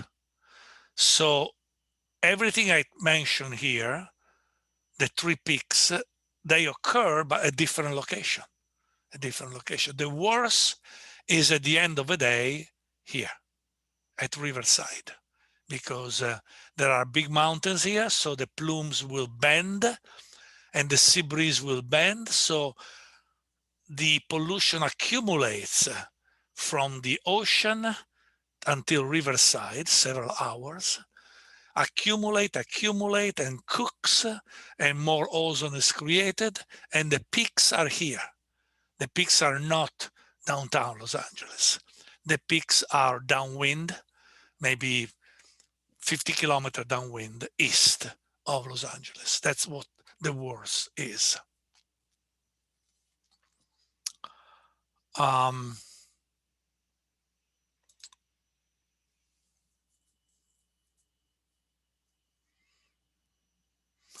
I think I don't want to say anything more. We can move ahead. Yes, we can move ahead. And finally, now I want to spend a few minutes. I show you this picture several times without explaining to you, just telling you about the nonlinearity. This is a picture, a simplified version of the results of photochemical models. It's a simplified, but it contains the essence of what I want to tell you. These isoplate, these contour lines are ozone values from 012 to 036. These are ozone values. And these lines, 4 to 1, 8 to 1, 15 to 1, represent possible ratio of emissions of VOC versus NOx. Possible ratio. Your city, Malta, let's say Malta. Malta can be, for example, here. The maximum ozone of the year is 0.36 ppm, the worst day, and your typical ratio of emission is 8 to 1. So your situation in Malta today is this point here. You see my cursor, correct? My arrow, I hope. Yes, we see. Okay, very good. So Malta is here. We don't want 0.36. We want to improve the situation. We want at least 0.2. So we want to move Malta from here to here. How do we do that? Well, to move Malta from 0.36 to 0.20, you have two solutions. You only decrease VOC, so you move from here. Oops, I should not click. You move from here to here. You decrease the VOC by 60%, and you are expected to move Malta from here to here.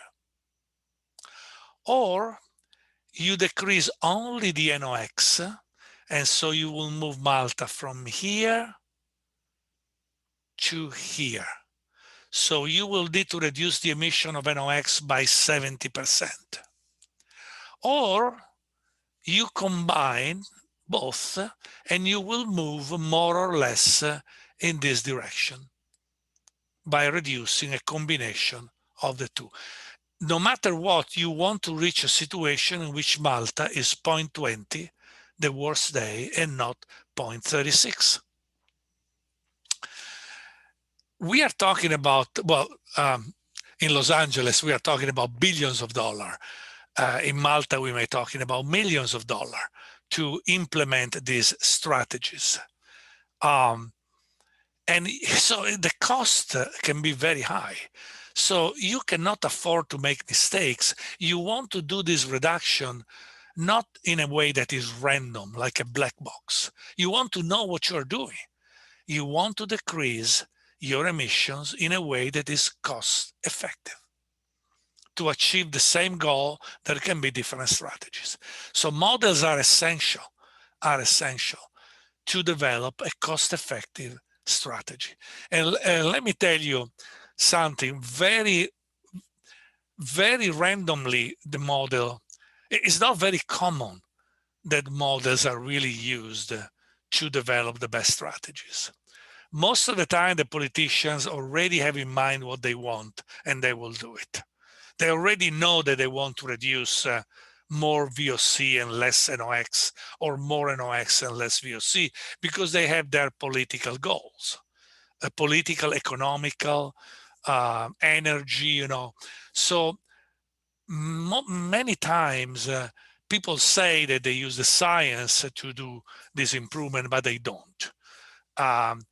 However, science provides the tool, photochemical models, to do the right thing and to minimize the cost of a certain strategy.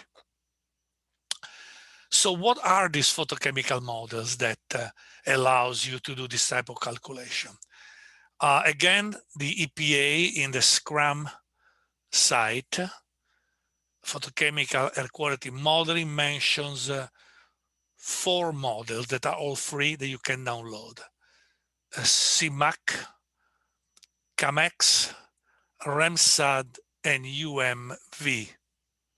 So these are the 4 models that you can use. They are recommended by the EPA. They are not easy to use. They are quite difficult. To learn how to use a photochemical model is a big investment of time. I would say minimum 1 year. Minimum 1 year to understand how they work and to apply them properly. So it's not like air mod that in a few weeks you will be able to manage it, or screen that in a few days you will be able to manage. We are talking about a major investment of time here for those of you who want to move to apply in an intelligent way photochemical models. My recommendation is CAMEX. CAMEX was developed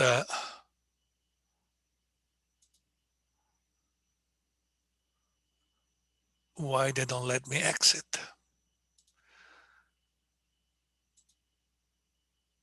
CAMEX was developed here by a company that was purchased by Rambo. I'm trying to remember the original name of the company, but right now I don't remember. But however, now everything is owned by Rambo, which is a huge consulting company, engineering and scientific consulting company. Environ was the name of the company that developed CAMEX, and then it was purchased a few years ago by Rambo. So again, the model is free. You can download it. You can use it. It's not easy to use, but I would say that it's the easiest. And among all the other models, is probably the easiest to use. There are no alternative. If you want to understand photochemical smog, you have to use a good photochemical model. There are simple formula, simple mechanism. For example, this image was not created with a photochemical model. This image was created by a simple model that nobody uses this day called ECMA. There are simplified techniques that you can use for photochemistry, but I don't recommend it. You may read about ECMA, but it's like the box model. It's something that we developed at the very beginning and now is not really in use. Okay. Wet deposition modeling. Well, again, these are modules more than models. Dry and wet deposition are modules inside our models. Most models have formulas and subroutine and modules to calculate the deposition of chemicals in the surface. Can be water, can be soil, can be snow, but pollution will deposit. A fraction of pollution will deposit. Deposition and chemical reaction also is a way that the atmosphere cleans itself. Pollution is moved to soil and water. It doesn't disappear, but it disappears from the atmosphere. So in doing air pollution modeling, dispersion modeling with AirMod or with CalPAF, you need to calculate dry and wet deposition. The model will do it for you. There are simple formula like 1% per hour of the concentration will disappear because of the position, or there are much more complex formulas. Let me open this one.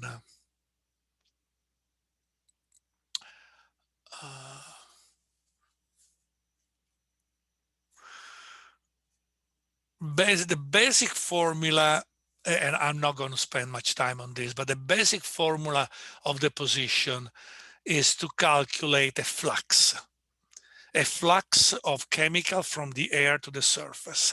And this flux depends upon the type of pollution. Somebody asked me earlier if the Gaussian formula contain anything related to the type of pollution and the molecular weight, and the answer is no. However, the deposition formula may be a function of the type of pollutants. SO2 will deposit with a different rate that carbon monoxide. So there is a relationship with, there are some difference between chemicals and chemicals. Different models use different formulation. You don't need to spend much time, at least at the beginning, to understand them. It's a simple flux, a flux based on meteorological data and based on the type of pollutant and based on the type of surface.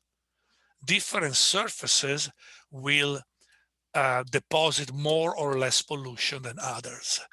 So all these parameters will be used by your model in calculating, in decreasing the concentration of the plume because of the position. And here there is some more advanced pointers to all the equations if you're interested.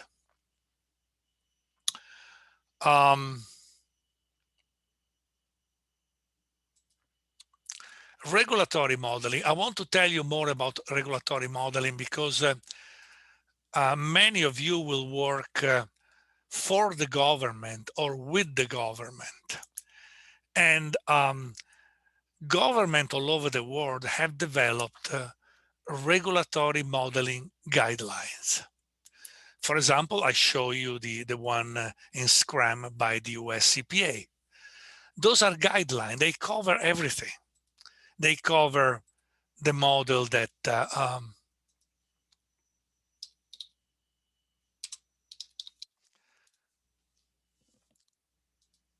they cover the model that should be used, and they tell you how to use the model. They have modeling guidance and support. They have a training. They have precise rules on how to use this model. And you find all these rules in the United States, for those of you who are interested, in Appendix W. Appendix W is in the Federal Register. We are talking about how many pages? Not that many, 54 pages. The most recent version of the Appendix W was rewritten in 2017.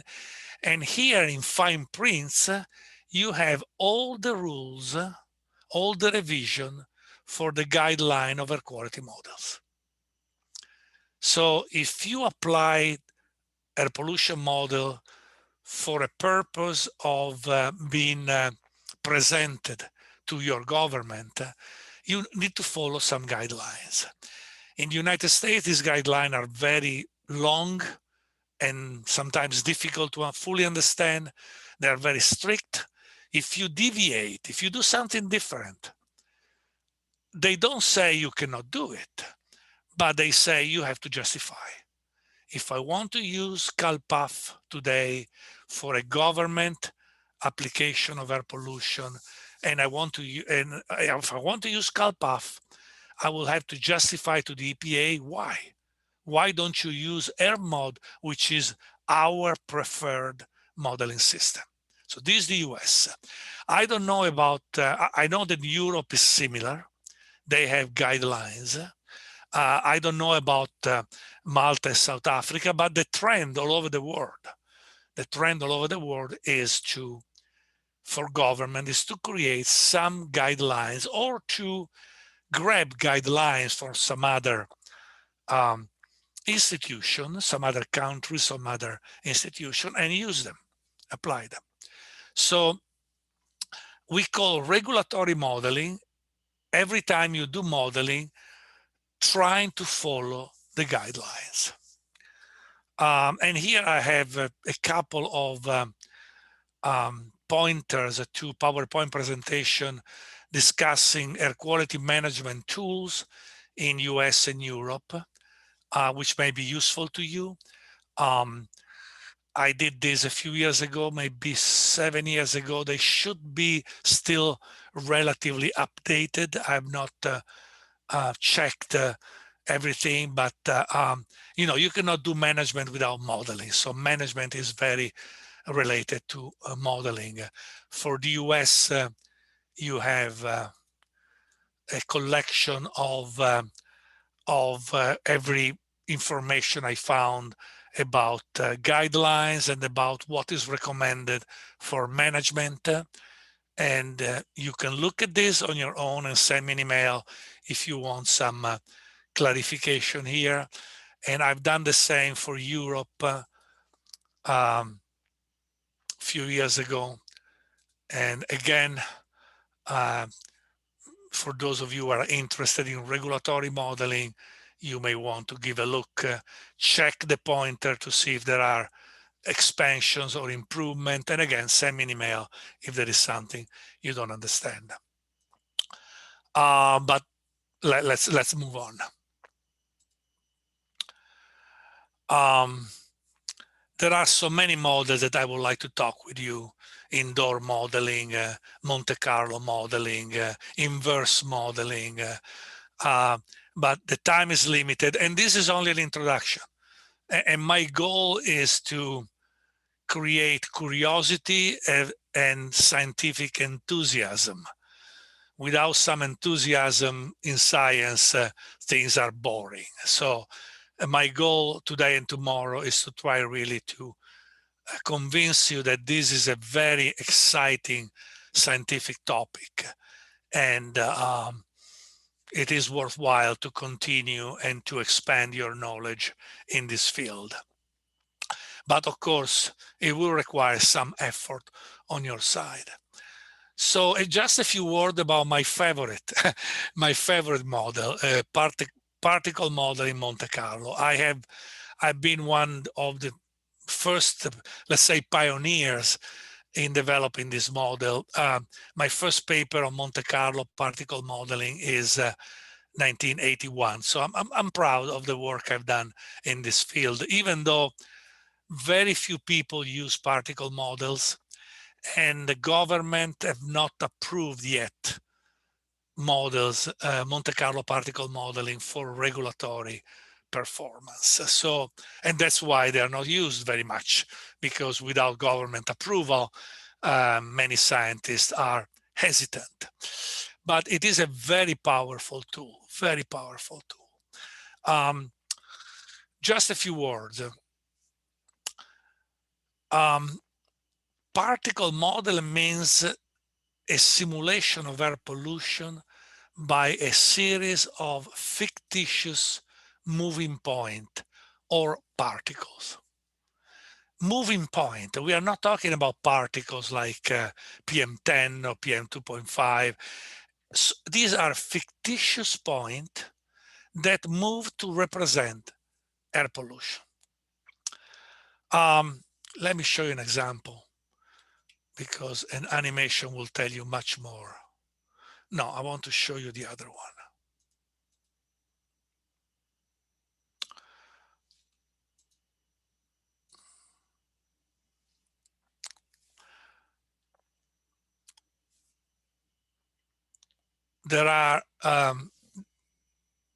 There is an emission here in this circle,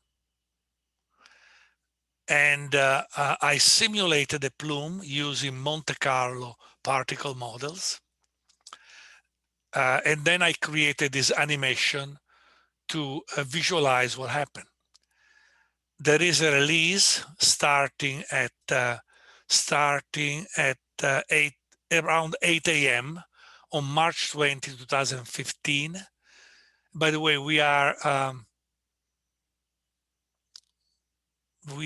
close to the Mississippi River in an industrial plant. And there was a person here who complained about getting sick because of this plume. So I simulated a plume for about a couple of hours, if I remember well. Yeah, from 8 to 10, maybe a little more, 10. Yeah, the plume stops around 10. In fact, you see 9:30, the plume is still emitted. Now 9:45 it stops. So there is no more emission, but the old plume is still there and will continue to move. That's the old plume. And until it goes completely out of the domain. So this of course is a dynamic model. Is a dynamic model because it contains the whole history of the plume. It's not like air mode that each hour is a fixed plume. So you imagine the difference between using air mode here for 2 hours and using a particle model. You can see the enormous difference in resolution. Here, every minute I emit new particle here, representing the plume. And every minute, the old particle are moved to represent the dynamics of air pollution. And I have meteorological data every minute. That's why I can do that. I have wind speed measure and wind direction every minute at the meteorological station. And so I can do a very high resolution simulation with particles. Very powerful tool, and my results show that, sorry, but you saw the plume, you were here, you saw the plume, maybe you got scared, maybe you thought that the plume could reach you, but it did not reach you.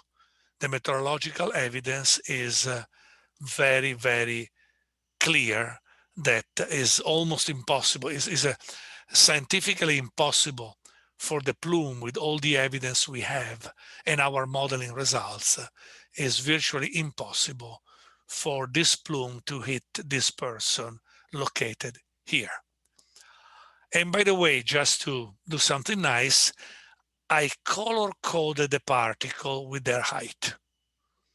So red is very low, ground level, and different color at different height. So you notice the plume at the beginning is very narrow, but then it opens up and you can see that the red particle remain behind. Can you guess why? The red particle are those at the lowest level. Can you guess why the lower particles remain behind? I'd like to see you raising some hand. It's not a difficult question, but you have to think. Okay, Ariana, go ahead.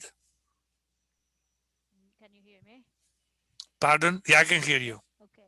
Is it because of ground reflection, so bouncing on the ground, so they stay in the area? Not really. You are almost there, but not really. The lowest particles are those affected by lower wind speed, because the wind typically increases with height. If you look at wind measurement, the higher you go, the stronger it is. So those particles that move closer to the ground will be affected by lower wind speed, and the particles instead that are higher 70, the blue one will travel faster, and that's why you have this type of behavior. Can I ask a question, please? Yeah. Would you have wind data at different heights, though, to be able to come up with this information?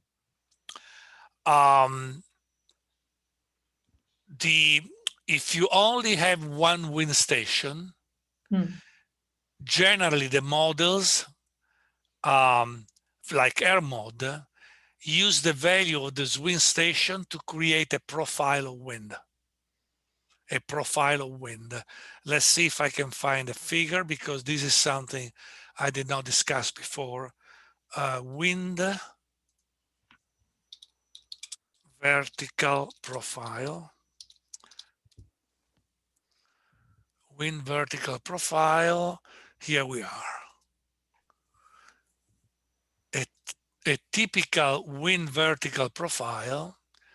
So this is the height in the vertical, and this is the wind speed in the horizontal. So if you measure the wind at, let's say, 10 meters above the ground, the models have formulas to create the wind speed at any height. If you have wind speeds at different height, you can use them. But if you don't, typically we only have one sensor. So typically the models will use these formulas to create a to calculate the wind at every height. Okay. For example, yeah, let's use this one. This is a better figure. The previous one was a little bit confusing. So let's use this one. You measure the wind at 10 meters. So you have this value, 5 meters per second. But the model, if you are nighttime stable, will create this green profile. If you are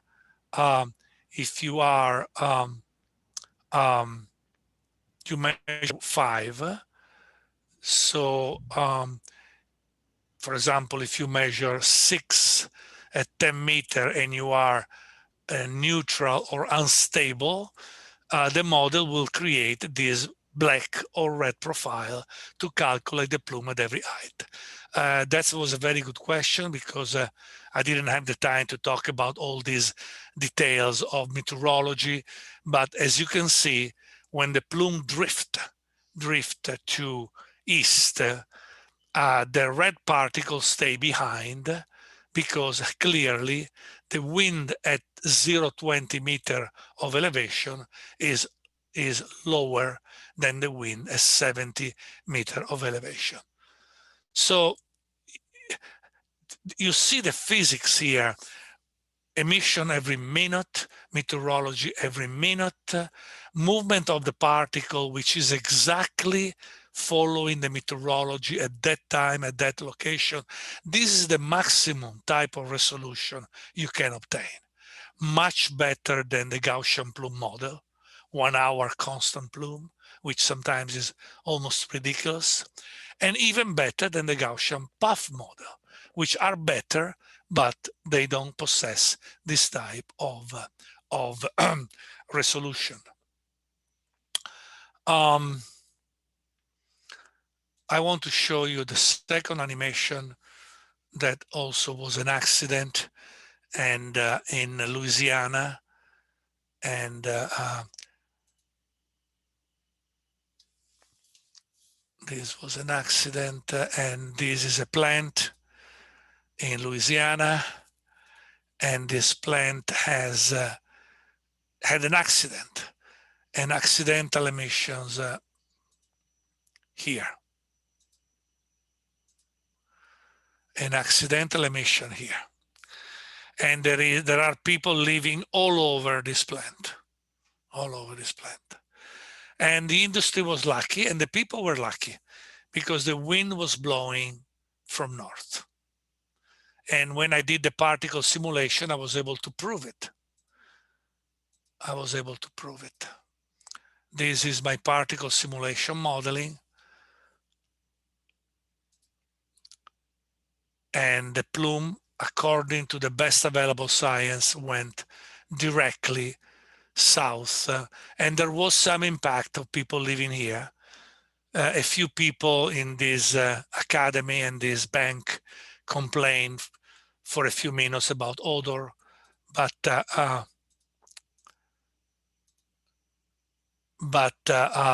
it was a short release, I think less than an hour. And fortunately, the impact was very limited to this area. And by the time the plume reached this area, the concentration was much lower. In fact, here I use the color coding. I use the color coding here to show the concentration.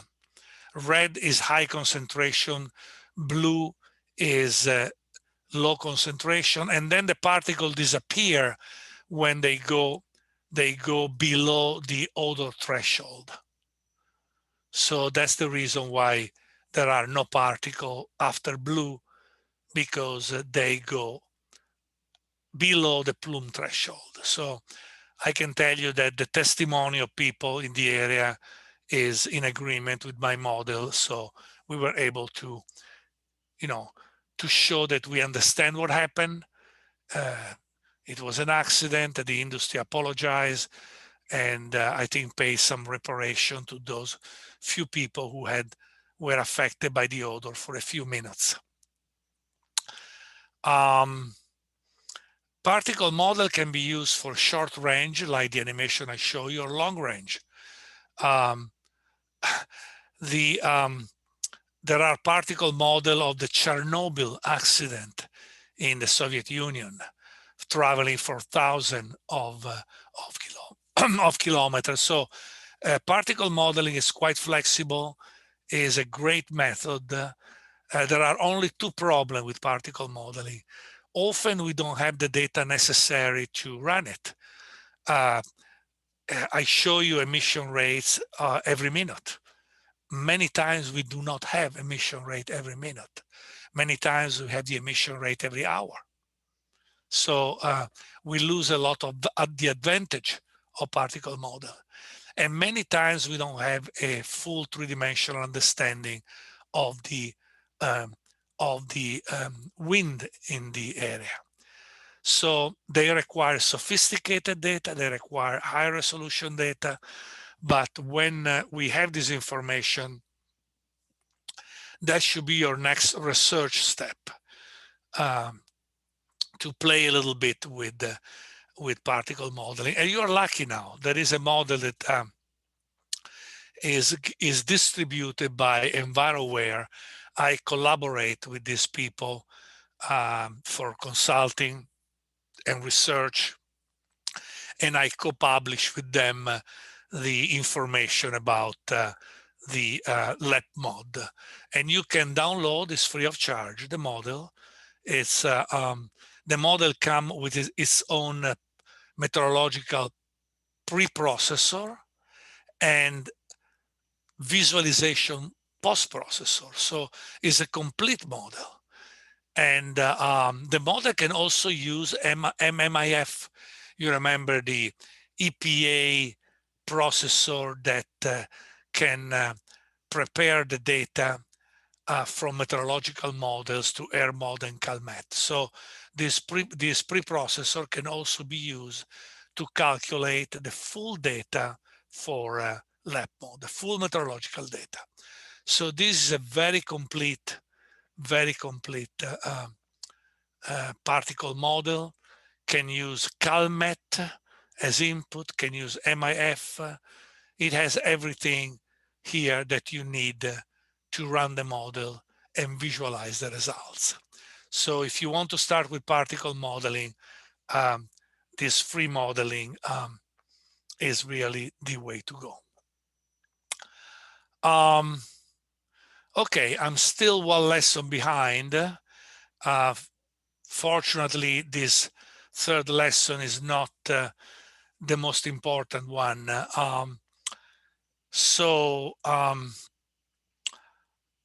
I don't think I can start now, only 5 minutes. So let me ask you, shall I do this lesson quickly just the essential things in the afternoon, lesson 3A, or shall I do it first thing tomorrow? What would you prefer? Any preference, or I should decide? You decide, I think. Pardon? I think you can decide. Okay, let's I wait agree. another I few seconds. Okay, so well, then my how preference. long you take for this one, for this lesson? This should be half an hour. Okay. Not more than half an hour. So, and it's not is modeling of adverse effect. I can tell you right now, for those of you who may not be able to attend in the afternoon, and I hope you attend, of course, but just in case you don't, the key model to calculate health effect is HARP, the HARP software. This model does everything for you to calculate the risk, to do the risk assessment of air pollution. So, and it is very well documented. There is a user's guide, there are examples, and calculate cancer and non-cancer, acute and chronic risks of air pollution, all the chemical together, all the toxics, everything. So really look, and I will send these slides to everybody. So for those of you who cannot attend, look at HARP. That's the most important thing. Otherwise, in half an hour this afternoon, starting at 4:30, if I remember well. Yes, starting at 4:30, we have half an hour of lesson, and then we finish on time for the entire day, and one-on-one support as needed. So unless there are specific questions about what we have done today, well, I hope there are questions about what we have done today. Anybody wants to jump in? Yes, I have a quick question. Sorry, my hands raising function is not working. I don't know. I don't see. Okay. So, but regarding the stability of the boundary layer, I think Yes. it's a important aspect. So how should I say, when it comes to assessment of air quality, in case of, let's say, you have a new application. I mean, in your case, for example, when you analyze an accident, you take, of course, the given meteorological conditions as good as you have them for this particular day, for that time. But if we, let's say, we have a new application of an incinerator, for example, would you then recommend that the consultant should use stable conditions, so to the most unfavorable conditions, in case when it comes to short-term exceedances? I mean, when, let's say, we say, look, you should not exceed the hourly limit value of NOx or something like this. Yeah.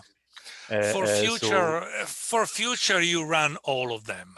Mm-hmm. If I want to see the effect of a new plant that may be installed 3 years from now, I will run all the possible scenario of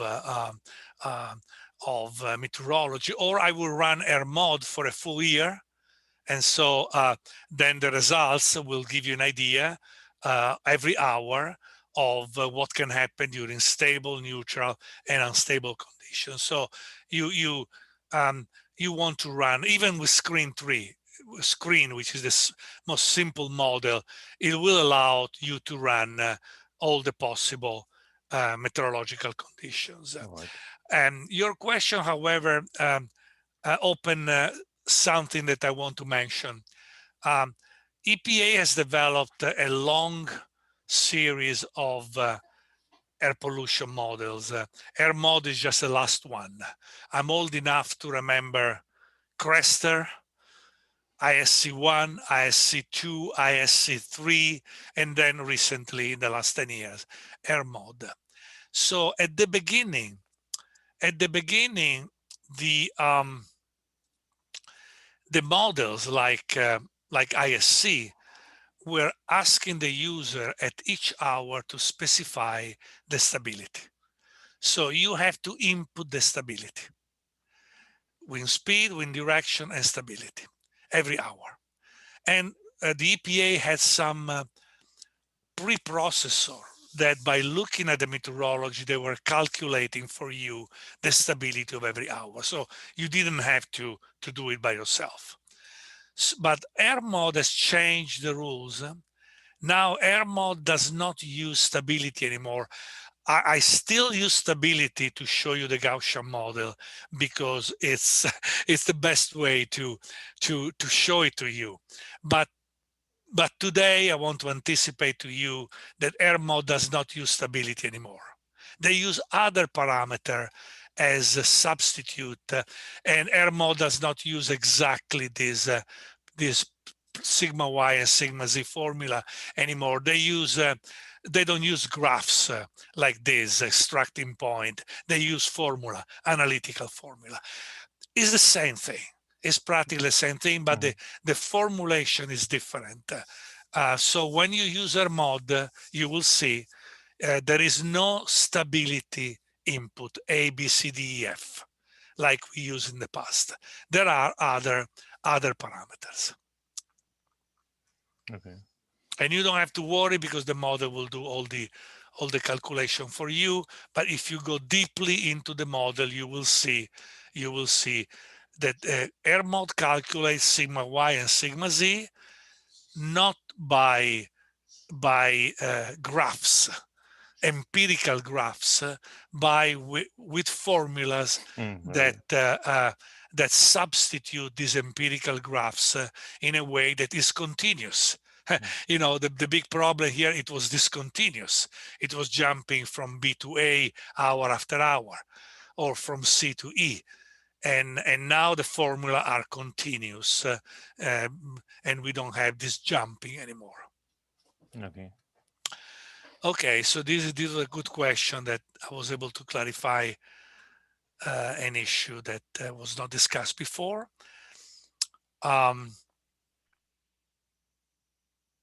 Okay, so I think we can end here, and we will see each other at 4:30 English time. Bye-bye. Thank you.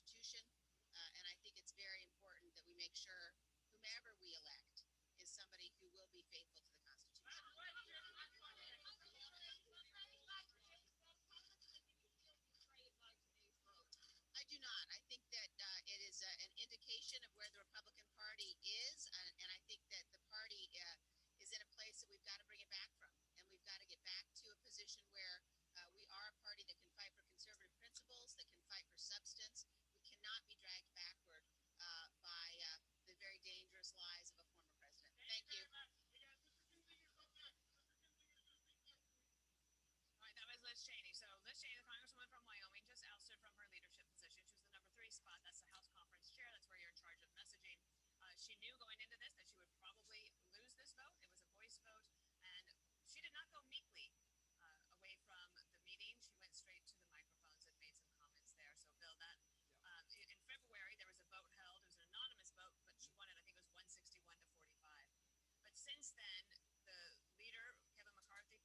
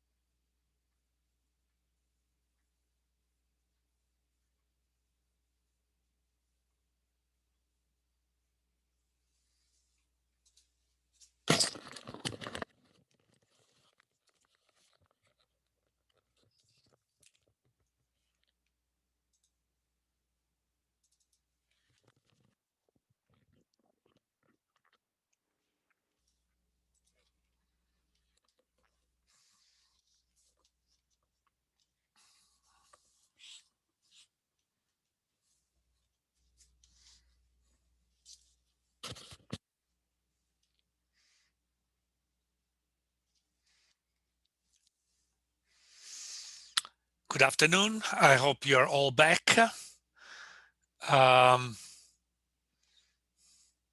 Let's see. Yeah, I think everybody's here.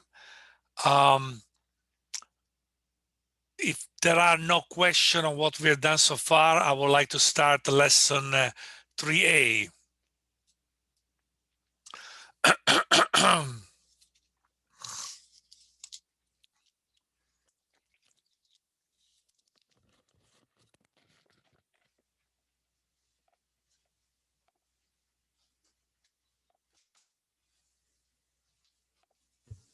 Can I ask a question, please?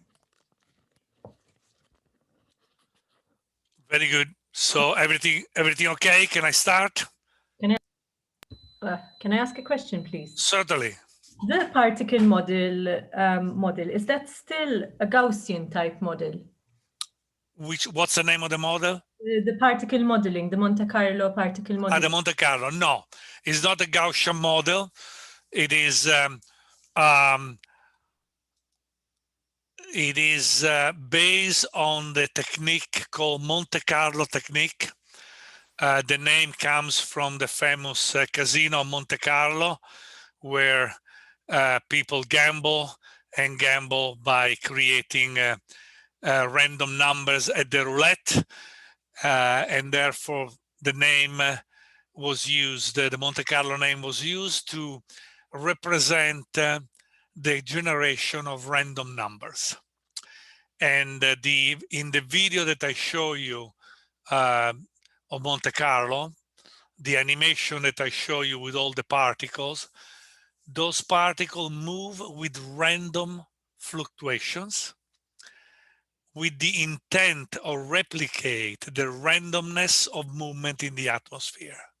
So each particle move every second or every 5 seconds according to wind speed, wind direction, plus a random component which simulates the diffusion. So in the Gaussian model, you have the Gaussian equation that open the plumes. In a Monte Carlo model, you have these random perturbations of the velocity that open the plume. So Monte Carlo is not the Gaussian model, it's much better, much higher resolution representation of the plume. Thank you. Very good. Adverse effects. Adverse effects, of course, the most important one are on human health. Let's say that the study of air pollution started with the main purpose of protecting human health. So since the very beginning, the air quality standards were developed with the goal in mind of protecting health.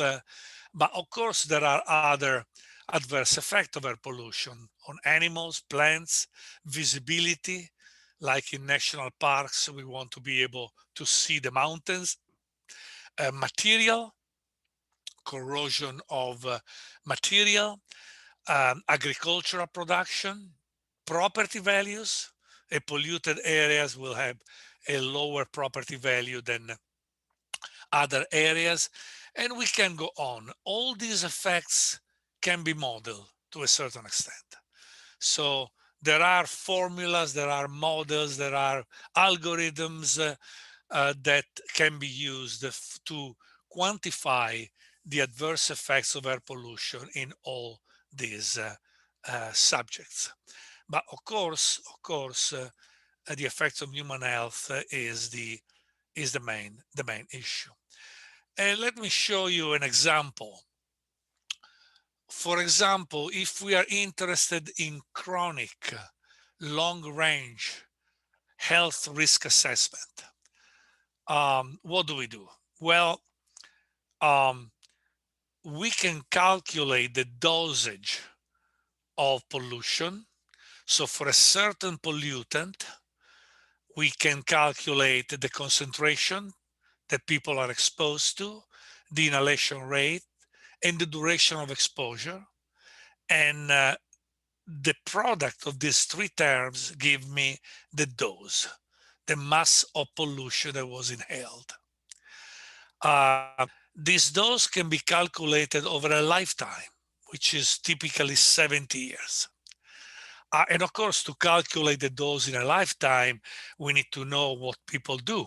We need to know how much time they spend in a workplace and how much concentration there is in a workplace. We need to know how much time they spend indoor, and we need to know which is the concentration in their residence. And we need to know how they spend time outdoor and the concentration they are exposed to. So it's quite an effort. If we select one person, for example, and it's quite an effort to reconstruct the dosage received of air pollution over 70 years. You need to know their lifestyle, you need to know the workplace, indoor, outdoor, you need to know everything. But making some assumptions, you can calculate the dosage So it's the total mass of pollution that was inhaled over a lifetime. And once you do that, then there are formulas for each chemical. There is a formula that gives you the probability of developing cancer as a function of the dose. So these are basically slope factor. They call them slope factor. If you know the dose for that person, you know the probability of developing a cancer. Or if you know the dose with other formulas that are not slope, but they are a little more complex, you can develop the probability of developing a health effects that are non-cancer, other health effects. So in the literature, you will find all the studies that have developed these cancer and non-cancer response curves. So you can calculate the probability, which is a risk, the probability is a risk, of developing health adverse effects. It's quite complicated and tedious, and there is a software developed in California, but used all over the United States, called HARP, that does all the work for you. Well, all the work, most of the work for you. Let's give a look to the website. You see my website, I hope. And this here is a website of the California Air Resources Board. And here there is a description of the program and what it does. So again, my suggestion for those of you who will work on health risk assessment, there is this tool that you can use. It's not extremely easy to use, but it's not very difficult. It's like AirMod, something that requires a few weeks of dedication to understand how to use it. It will calculate cancer and non-cancer health impacts in terms of risk, in terms of probability, both for acute, short-term, and chronic, long-term health effect.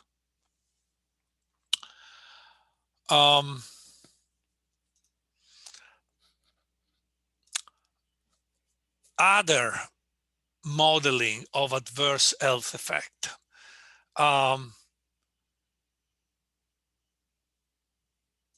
For animal, I have an example here of a web page in Canada summarizing the effect of air pollution on wild animals. Maybe of interest to give a look. Plants, there are several books, including this one that discusses the plant responses to air pollution. Actually, some responses are positive in the sense, for example, carbon dioxide, which is a greenhouse gas, actually is good for agricultural production. It's is increasing agricultural production for certain agricultural activities in certain areas of the world. So it's complex.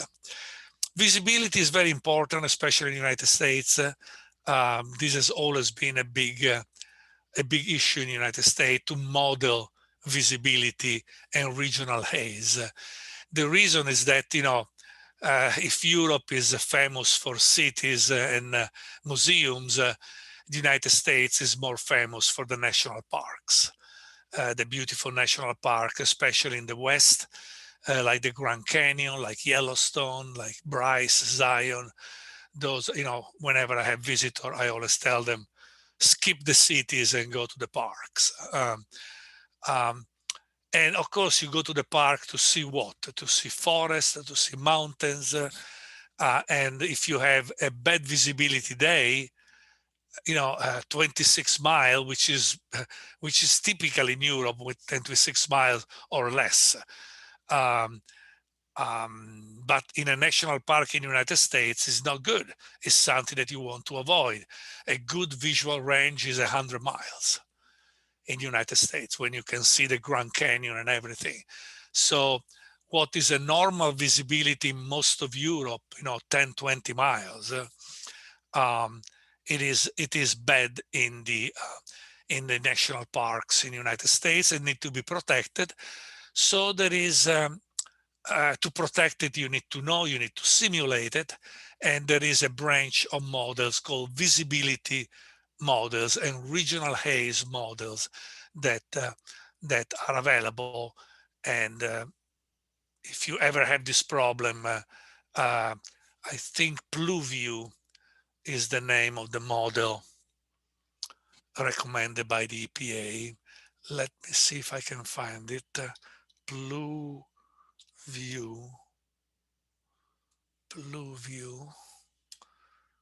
Of course, I didn't spell it properly.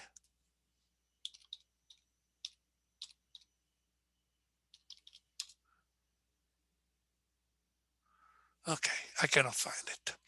Never mind. It's called PluView. This I forgot the correct spelling.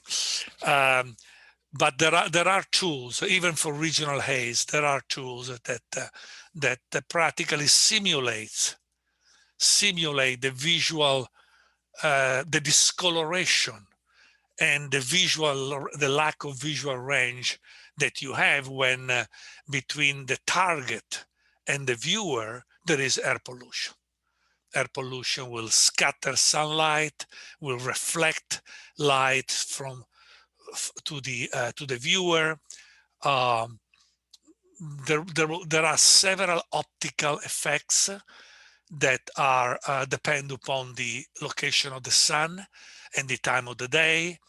Near the sunset, sometimes visibility improves because there is solar radiation, but not too much. In other words, there are models that do all the work for you of telling what is the visual impact caused by air pollution in between the light, the line of sight, in between the line of sight. Material, air pollution damage material, as you know, corrosion and other phenomena. Particularly important is the damage to work of arts. I lived and worked in the city of Venice, Italy for several years, and you could see with your own eyes the damage of pollution on stones, marbles, statues, and even painting.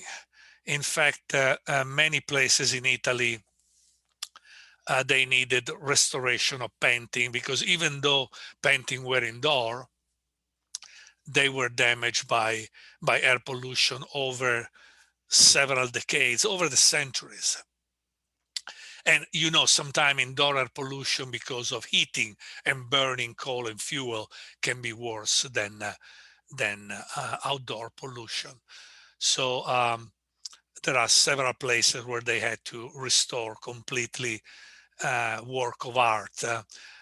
You probably know about the Sistine Chapel in Rome that was restored by a Japanese team a few years ago.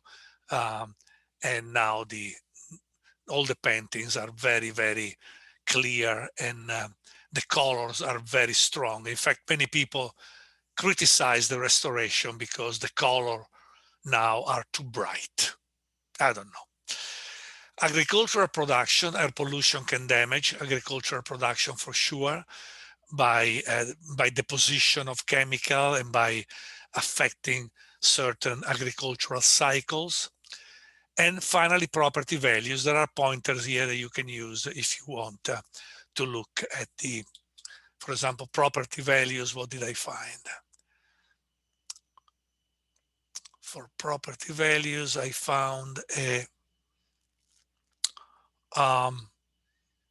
impact of haze on housing prices in China. So there are studies like that all over the world, especially I've seen studies in New York where historical air pollution has really affected the real estate development and the price of houses. Very good. So I was quicker than I thought. That's good. And we can move now to the lesson 4, one-to-one support. And I'm ready for your question. I have a quick question now to the first on the HARP software. I mean, this would be something very interesting. Do you know what input data is needed? For example, population density, concentrations of the various pollutants, and what's the output of the HARP software? I mean, maybe loss of life expectancy or something like this. I mean, maybe it calculates cancer, so it says maybe look, you have maybe 500 cancer cases in the population of 1 million or something like this. Yeah. So can you explain a bit more on Certainly. Certainly. HARP is a combination of 3 modules. The emission inventory module, which help you in developing emission data. Air dispersion modeling, which is basically, I think they're still using ISC3, which is the father of AirMod, but maybe the new version has implemented AirMod. That I don't remember, but it's the same thing, a dispersion model. And a risk tool, which is the most important tool. All the other modules are available, and we have discussed them before. But the risk modeling tool is the called ADMRT, is the most important one, because it has all the information inside the model to give you the way to calculate the risk, the health risk. So for every chemical, and HARP can handle a soup of chemical, all chemical combined together. Right. So for any chemical, you have what I call the slopes function or the curve function that correlate dosage with health effect. All right. The challenge is that if you do acute for a few hours, is easy, because acute, you know the emission, you know the location of the person, you know the concentration. But if you do chronic 70 year, to calculate the dosage of one person over 70 year, it's quite difficult. So you have to make big assumption, like, and we always do that, like, sometimes we make assumptions that are ridiculous, but that's all we can do.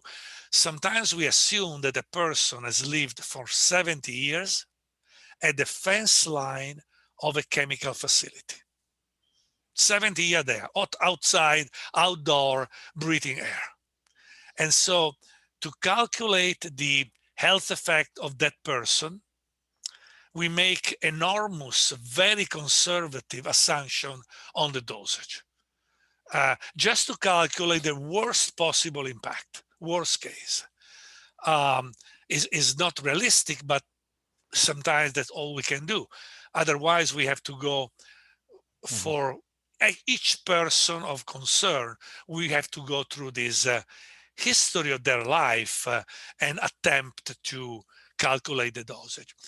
I have done both, and tomorrow I'll show you an example of going through a person's life to calculate a better assessment of the dosage, which is more reasonable, and looking at the lifestyle, looking at the different addresses where they lived for 70 years, look were they outdoor people or indoor people, where were they working. And I have done this work for several projects to calculate the dosage, but in many cases, especially for regulatory application, in many cases you go to the fence line of a chemical factory, and you assume that a person have lived there on the fence line for 70 years. That was the first question. Then there was another one, I believe. Regarding the risk, what I maybe mentioned, the easy part is or not easy part, the easier part. Let's say we take our monitoring data from the site and assume that this is representative for the concentrations the population is exposed to. So it would be maybe then in this case easy. I mean, easy in the sense, say, look, to calculate the loss of life expectancy or something like this. In the very beginning, you mentioned actually that be very careful with these numbers of how many millions of people losing lives and these things. So I certainly are aware of the uncertainty. I think this is the biggest uncertainty because you don't know exactly the habit of the people where they are always. So it is a probability. It is a risk. Probability. And we have to remember that risk calculation can, sometimes they are good, sometimes they are bad. For example, what is the risk of losing your life by taking a plane? You fly 11 hours from Los Angeles to Zurich, and there is a risk of dying. There is the risk of the airplane falling and everybody dies.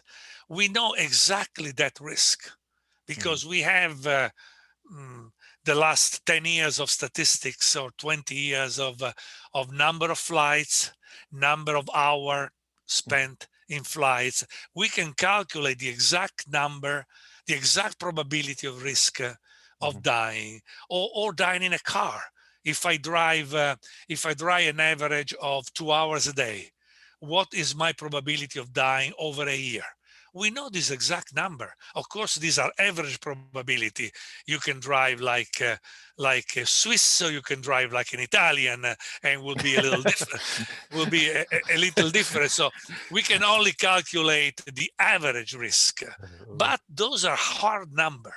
Those are number based on real people who real died. With air pollution, there are so many other lifetime factors like smoking. Smoking is horrible. The statistics, like the way we eat, obesity, and the development of what happened when you eat too much and become obese. You develop diabetes. You're talking about diabetes. Thank you. And I could go on and on. There are so many risks that are 1 or 2 order of magnitude greater than the risk of air pollution. So the risk of air pollution is a signal that is covered by an enormous noise. So to quantify the signal among the noise is almost impossible, in my opinion. And whoever said, yeah, 1 million of people die of air pollution, it's a probability that could be higher, could be lower, could be much lower. I mean, you're certainly right, and I think this is ongoing research still on the effects of impact, because actually now you just have the slide here for the nonlinear response, because when we talk about, for example, now HARP, for example, when it comes to the impact, long-term impact of particulate matter, for example, as we spoke in the very beginning about the standards, about the limit values. For example, like the California one is very stringent with 20 microgram per cubic meter annual concentration, while the European and I think the US-wide one is much higher. So what HARP considers here as a threshold. So I guess not knowing now exactly, but I assume when it comes to PM, we have a non-linear function. So we said maybe below the 20 microgram per cubic meter, we have a little effect on the health long term, while then from 20 microgram is picking up. I mean, the question is now, what the programmers put into HARP as these threshold from where it starts. If they used 40, like the Europeans, right? or 20. I Yeah, mean, let me elaborate on this because you touched a very important point. As you can see, the first things to notice is the lack of threshold for cancer response. this is true. This has been very criticized by a lot of people, but and there is still a big debate. Lack of threshold means that a dose, no matter how low, will create a probability of developing cancer. Now, if we know a person that smokes 2 packs of cigarette a day for 70 years, we know the dose, and we know that the probability of dying of cancer is probably, can be 1 in 6. It's like a Russian roulette, 1 in 6 or 1 in 10. You know, there are different numbers that you can use. So what if you smoke 1 pack a day? Okay, it's lower. What if you smoke a cigarette a day? Much lower. What if you smoke a cigarette every 3 months? There is still a probability of dying of cancer. Many people find this ridiculous, absolutely ridiculous. But there is a resistance of adding a threshold like we have for the non-cancer response to the cancer response. The result is that I think we overestimate the probability of cancer quite a lot, especially for low dose, And even for environmental tobacco smoke, which is the smoke of cigarette that is inhaled by people who don't smoke. You know, these people are here. There is a dose. So there is a probability of cancer. And that's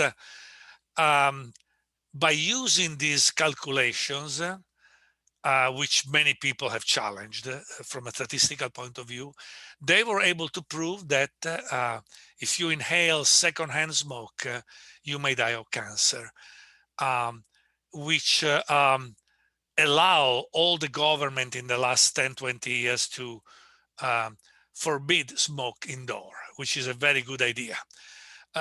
And I'm glad they did it. As a scientist, I may have some reservation on the statistical methodology that they've used to calculate that. But of course, as a non-smoker, this has been a blessing in the last 20 years. But again, there is a lot of discussion about the threshold that could change a lot of conclusion that have been reached in the last 20 years about cancer response. If we add the threshold here, even a small one, many previous evaluations will change. Very good. Any other question?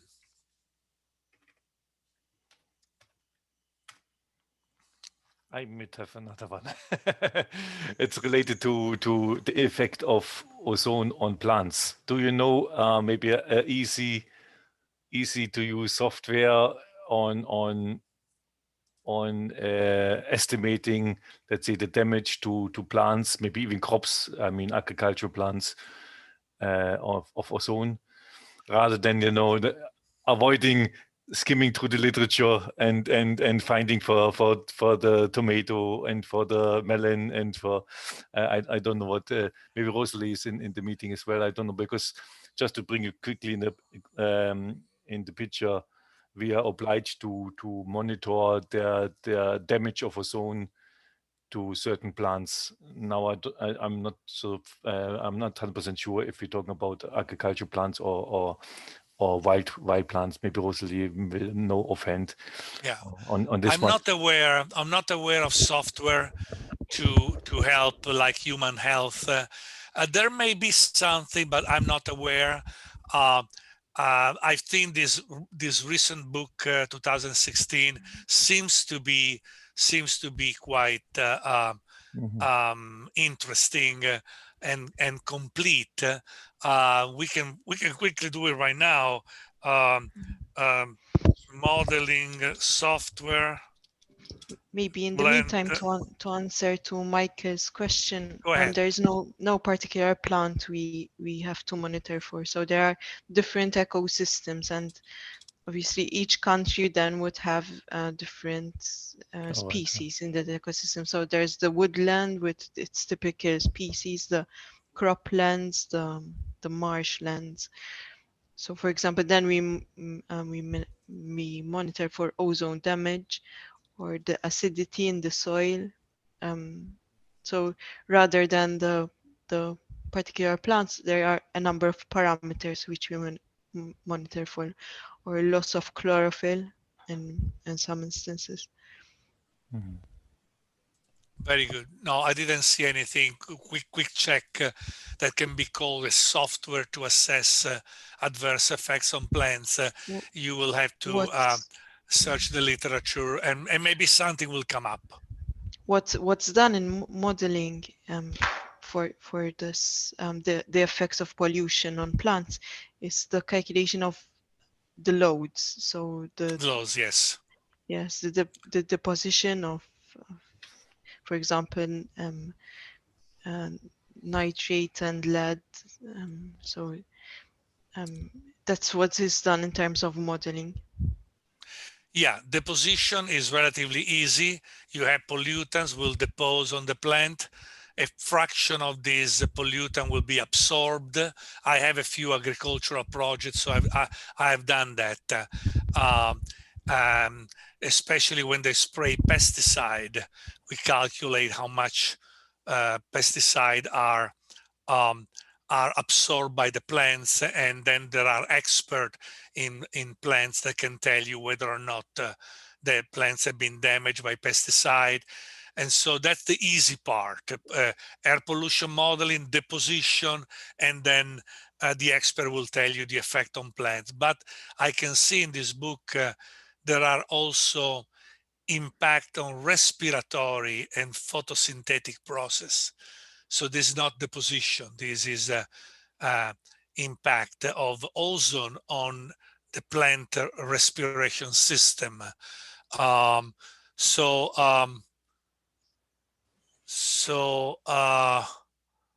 think nowadays ozone is the main culprit when it comes to the impact of the ecosystem.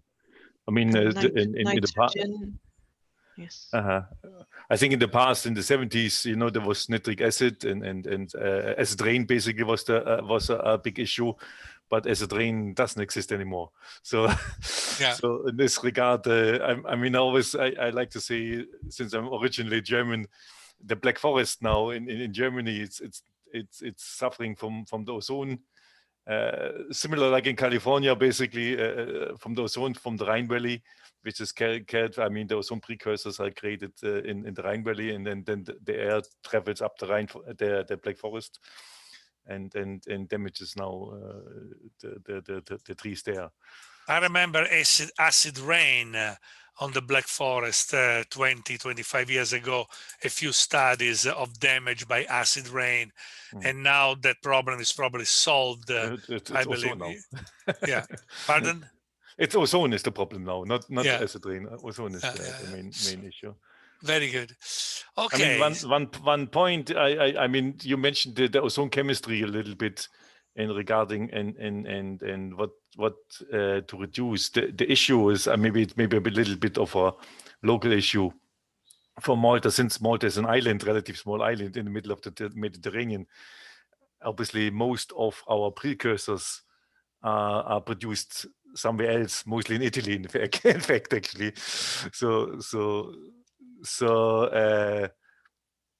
in this regard, then policies might be very difficult for us to reduce, because okay, if we try to implement any policies to reduce NOx or VOC emissions, it's not been felt in Malta, it will be felt somewhere else. I mean, like you said in one of the yesterday's lectures, it became a regional or even a global issue now, sometimes in some pollution. So unfortunately, I mean, just as a side note, because in fact, actually, what happened now due to COVID-19, we had, of course, reduced NO emissions because of a lot of people were working from home, and schools were closed and shops were closed. So even in the urban areas, ozone concentrations went up because there was no Yes. NO which reacted the ozone away. So in this regard, very non-linear. Yeah. Here they blame the Rhine Valley, not Italy. Yeah, and I'm talking about the Black Forest, the Rhine Valley. I'm kidding.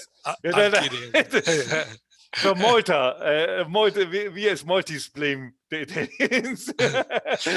You were talking about Malta. Now I'm talking about Malta now. Okay. I just was bringing the example about the Black Forest dying nowadays because of ozone damage. I mean, yeah, among other things. So there is a pollution because most of the industrial area in Italy are in the north. Actually, Bari, Taranto in Puglia has a lot of industrial area, and Sicily has very little. So I'm curious about that. If there are studies showing pollution coming from Italy to Malta, send me a copy. I'm interested. Yes. Very good. Okay, so I see a hand raise here, Rachel. Yes, I want to ask about emission inputs into the model, please. Yeah. So let's say you have a stack, so emissions from a power plant, and usually we would have the way the emissions are expressed are as concentrations, so milligrams per meter cubed. Whereas you mentioned that you need to have the emissions in grams per second. Yes. How do you convert, or what do you have to ask for to get the emissions in that way? Yes. Let me try. If I can visualize something.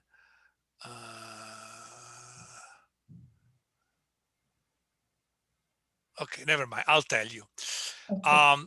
With Plume models were developed to simulate stacks. And stacks input are relatively simple to calculate. The input are the location of the stack, the height of the stack, the exit velocity of the gases coming out of the stack from the top, the temperature of the gases coming out from the stack at the top, the diameter, the internal diameter of the stack at the exit, and then the emission rate for all the pollutants of concern. For example, SO2, a typical emission rate for a power plant, for example, is 1 kilogram per second of SO2. So these are all the parameters that you need to specify. So you're asking, how do I calculate this 1 kilogram per second of SO2? Well, the manager of the industrial area should be able to tell you immediately, any manager, how much SO2 is emitted from the stack. Of course, there are many gases coming out from the stack. SO2 will probably be maybe 1 or 2% of those gases. And you need, the last parameter that I didn't include that you need is the volumetric flow from the stack, the total volumetric flow in cubic meter per second. Okay. So SO2 and any chemical of concern, you need mass over time, kilogram per second. But in addition to that, you need the total volume of the stack coming out in terms of cubic meter per second.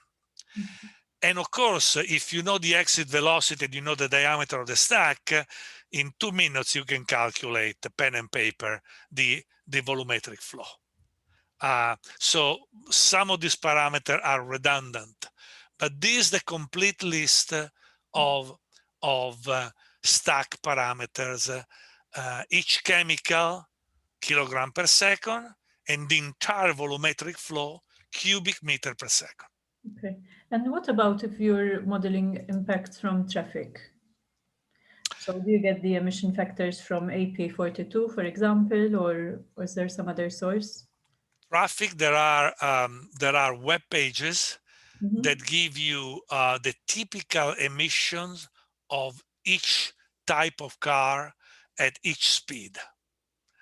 So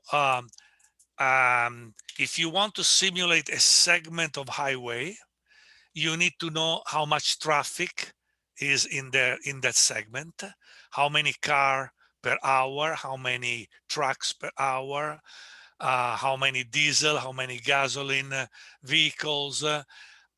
So you need to start with that information. Mhm. And then for each group of vehicles, you can extract from the literature the typical emission per mile Mhm. of that vehicle. And therefore you can do a simple calculation that will give you the total emission in kilogram per hour coming from the segment of the highway for carbon monoxide, for NOx, for hydrocarbons, for benzene, for all the chemicals of concern. Mhm. You have these numbers available in the literature. Thank you. And again, if you have problem finding this number, let me know. And I know there are, especially in US and in Europe, there are databases with all the information about the fleet, they call it, the fleet of automobiles that may cause air pollution. Thank you.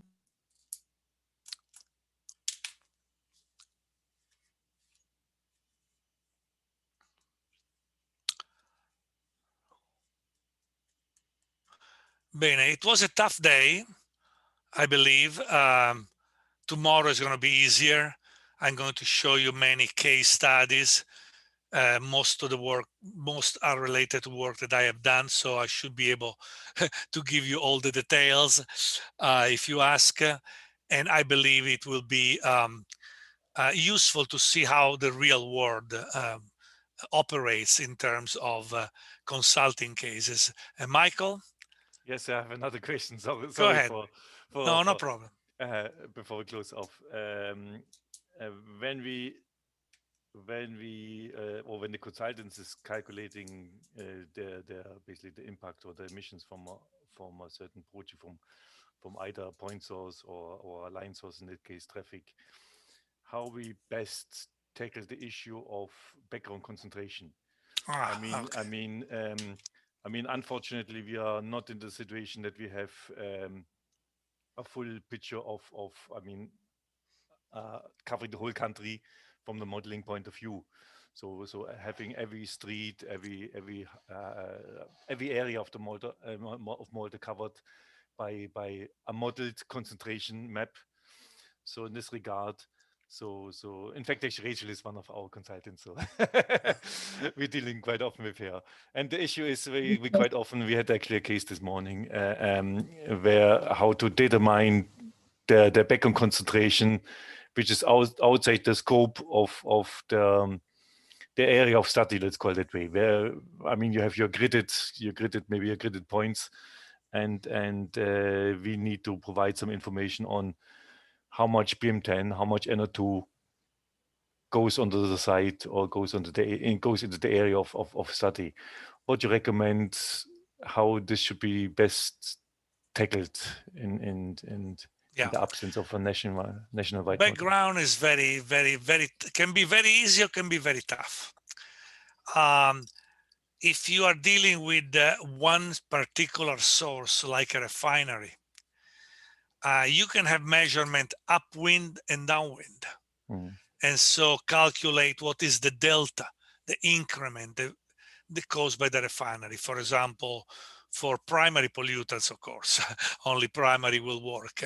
For a carbon monoxide or H2S or benzene, you can do this difference. I had one project just a few months ago of a major refinery in Los Angeles surrounded by traffic, and everybody was blaming the refinery for everything. And then finally we were able to analyze a lot of data collected around the refinery.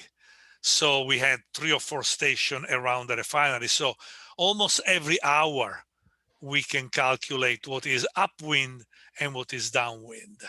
And the results were very favorable for the refinery.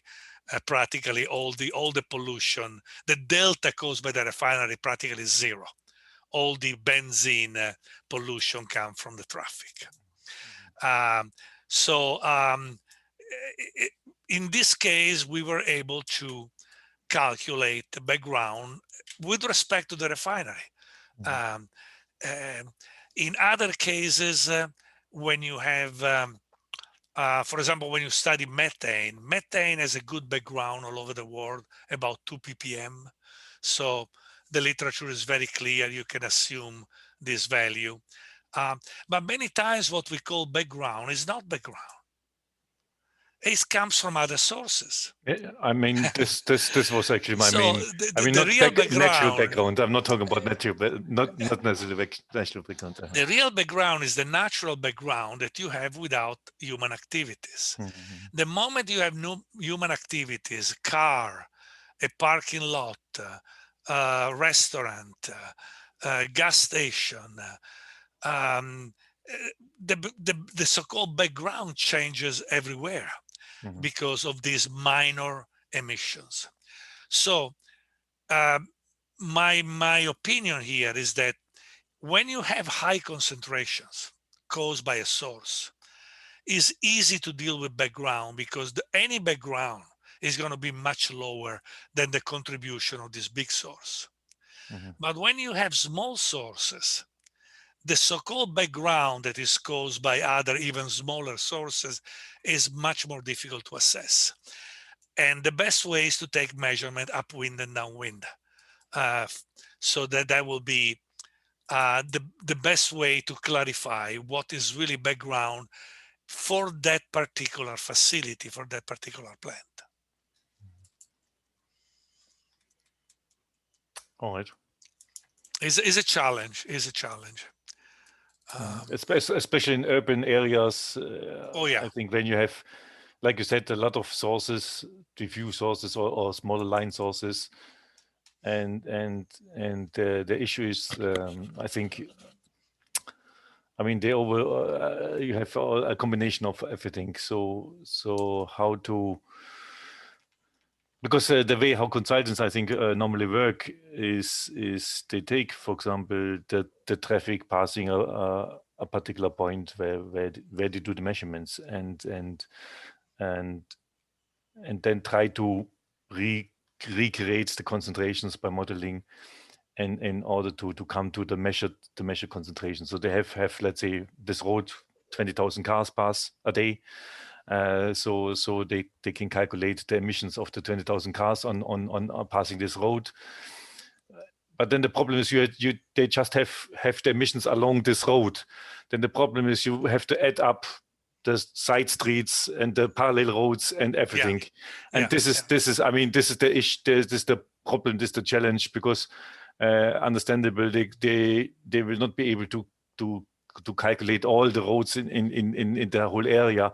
So in this regard, I mean, we are normally asked to provide some background information, background concentration. I mean, besides, I mean, this particular road, and this is sometimes a bit of a challenge, and there's a lot of discrepancy between the calculated concentrations and the measured concentrations. Yeah.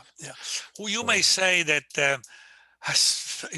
you may say I take measurement of air pollution, and the lowest measurement I have is the background. Some people do that. You cannot do anything better sometimes. So you look at the measurement of SO2 over 3 months, measurement every hour, and the lowest value is the background. For many pollutants like benzene, SO2, carbon monoxide, it's relatively easy because the lowest concentration is basically zero. You should not have any more or less. Carbon monoxide maybe okay, 100, 150 ppb, but it's pretty low. The issue is more about PM10. I mean, particulate matter, because you have a lot of natural sources. I mean, we have a lot of natural sources, and this was my questions also. I mean, yesterday when about the California limit value of 20 microgram per cubic meter, because I think since California is Mediterranean climate, so I guess you have a lot of natural sources as well. You have deserts, you know, you're a very arid country, so I think even in South Africa, I mean, we have people here from South Africa. So I guess this the issue how to. I mean, in our case, we have a station, a monitoring station, which is in a rural area. So this will be then the background, the natural background, more or less in the area, which is pretty stable. But then you have also the on top of it to the natural background, you know, if you like a baseline, then you have the urban background, which has and then you have your peaks with the traffic sites, you know, on top of it, you have a module of different areas, and I think this is the biggest challenge when it comes to. It is a challenge, but only for low concentration. If you're dealing with the big plant causing high concentrations, then it's clear that is an order of magnitude over the background. Is when you are a factor of 2 or 3 over the background, that the value of the background can make a big change in the assessing the impact of your sources. If your sources, if the anthropogenic sources, the industrial sources impact a factor of 10, then it's more clear, you know, whatever the background is, more or less, you have a good estimate of the delta. So it all depends, yeah. Very good. Thank Michelle. Without you, it would be the question and answer section would be a little bit boring. I'm sorry. No, it's a compliment. It's a compliment because I left 2 hours of available for question and answer. You know, I don't mind if we have 1 hour instead of 2. No big deal. But you know, I like to hear questions because they allow me to elaborate on things that I haven't said and I can add at the last minute. So question are always welcome. So any other question, including Michael, any other things that you can think?